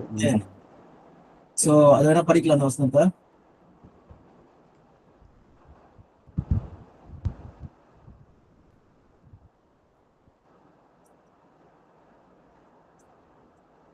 ஐசையா 33:24. வியாதிப்பட்டிருக்கிறேன் என்று நகரவாசிகள் சொல்வதில்லை, அதில் வாசமா இருக்கிற ஜனத்தின் அக்கிரமம் மன்னிக்கப்பட்டிருக்கும். பாத்தீங்களா? அப்போ வியாதியே இருக்காதாம். வியாதி இல்லைன்னா எது இருக்காது? அடுத்தபடியா அதிகமா எதுக்கு செலவு பண்றாங்க? டாக்டர் இருக்குமா? மெடிக்கல் எதுவுமே இருக்காது. மெடிக்கல் எதுவுமே இருக்காது. அப்படிப்பட்ட ஒரு உலகம் தேவன் உருவாக்குறது. ஓகே, அப்ப வியாதிப்பட்டு இருக்கிறேன் என்று நகரவாசிகள் சொல்வதில்லை, சொல்ல மாட்டாங்களாம். எல்லாம் மன்னிக்கப்பட்டு அவங்க எல்லாமே நீங்கிடுமா, நோயே இருக்காதாம், எந்த வித நோயும், கோல்டு, கேன்சர் எதுவுமே இருக்காதாம். அப்படிப்பட்ட ஒரு உலகம். அதே மாதிரி பாத்தீங்கன்னா தேவன் ராஜ்யத்துல வந்து ஏற்றத்தாழ்வு இருக்குமா பாத்தீங்கன்னா அதுவும் இருக்காதாம். ஓகே, ஏன்னா மீகா 4:4.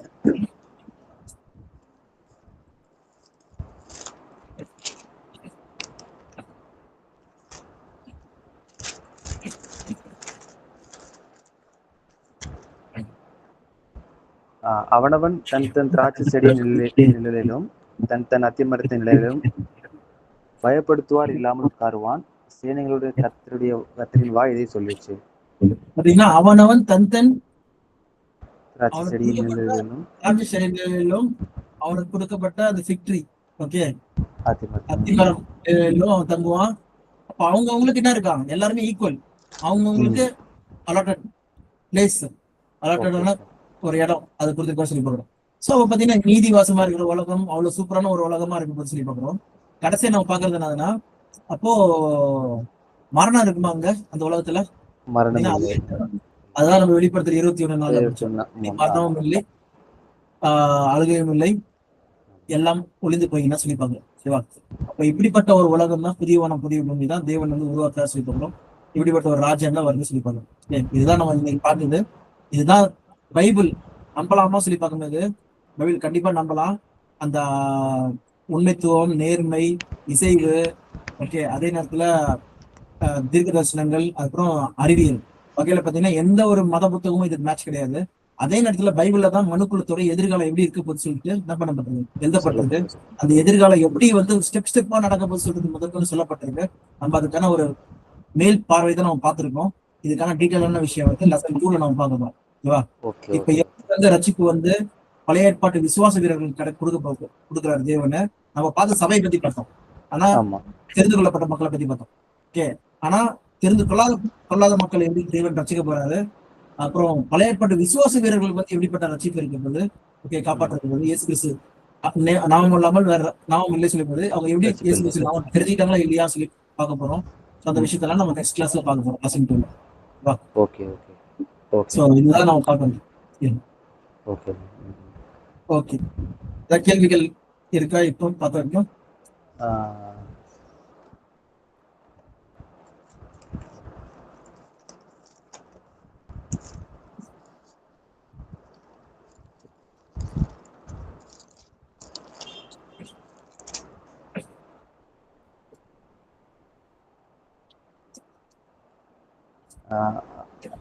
ஆனா இதுல இப்போ நம்ம இந்த பிரபஞ்சத்தினுடைய அதிபதியானவன் பிசாசுன்னு சொல்லி அந்த இதுல 2 பார்த்தோம் நானு. ஆனா இது முன்னாடி நான் நோட் பண்ணி வச்சிருந்ததுதான் இந்த வெளிப்படுத்தல் 1:5 உண்மையுள்ள சாட்சியும் மரித்தோரிலிருந்து முதற் பிறந்தவரும் பூமியின் ராஜாக்களுக்கு அதிபதியுமாகிய இயேசு கிறிஸ்துவினாலும் அப்படிங்கிற போது இந்த இடத்துல இயேசு கிறிஸ்து அதிபதிங்கிற போது எதை மென்ஷன் பண்றாங்க? எங்க இருக்கு? 1:5.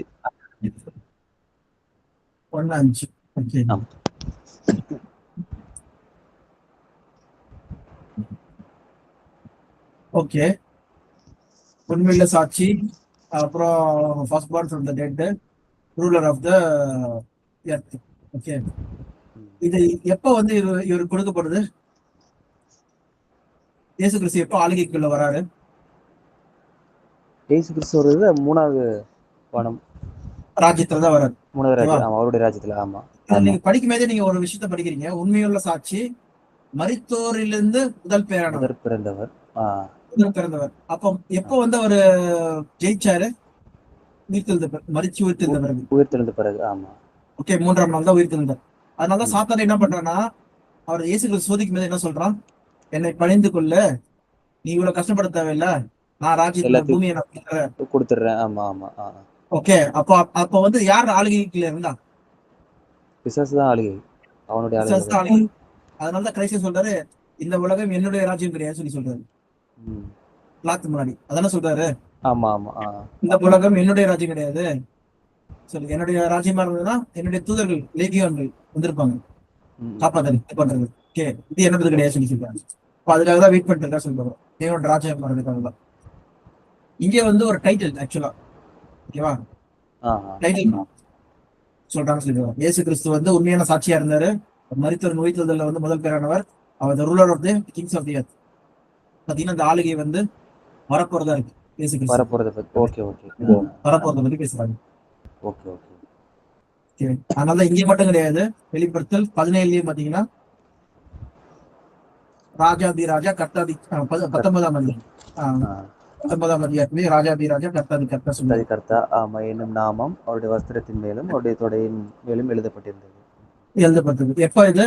அது கடைசி அந்த அவருடைய 2ஆம் வருகையில வந்து சபையை எடுத்துக்கொள்ளப்படுறது நடக்கிற ஒரு விஷயம். எடுத்துக்கொள்ளப்பட்ட பிறகு பூமியை அழிக்கும் போது நடக்கிற விஷயம். கடைசி யுத்தத்துல நடக்கிறது. அதனாலதான் இது பாத்தீங்கன்னா அரமகடன் யுத்தம். அப்ப யாரெல்லாம் அழிக்கப்படுறாங்க சொல்றதா இங்க போட்டது. Okay okay okay. அந்த மிருகம் சொல்றது வந்து ராஜ்யங்கள். நம்ம என்ன பார்த்தோம்? மிருகம் சொல்றது ஓகே, ராஜ்யங்கள் எல்லாமே அழிக்கப்படுறது. அதை பத்தி இங்க போட்டது. இதை நம்ம டீட்டெயிலா ஒவ்வொரு பார்க்கலாம். ஓகேவா? சோ ஆளுகை வந்து இயேசு கிறிஸ்துவின் 2ஆம் வருகை வரைக்குமே சாத்தான் கிட்ட தான் இருக்கு. அப்புறம் சாத்தான் கட்டி வைக்கிறான். Okay okay.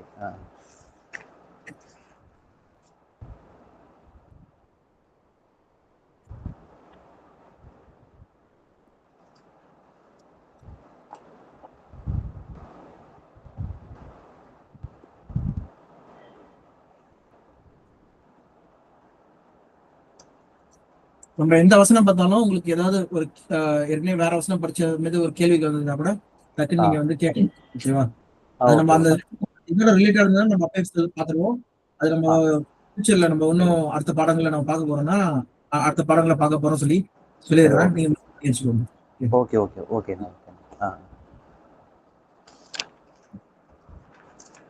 வேற ஏதாவது கேள்வி? இல்ல ஓரளவுக்கு அந்த இருக்கு. நானும் அந்த ஹிண்ட் எழுத்துறபடி நோட் பண்ணி பார்க்கணும். இந்த லிங்க் நீங்க ஷேர் பண்ணிட்டீங்கன்னா நானும் வச்சு பார்த்துட்டு மிஸ் பண்ணது அப்படி எழுதிட்டே இருப்பேன்.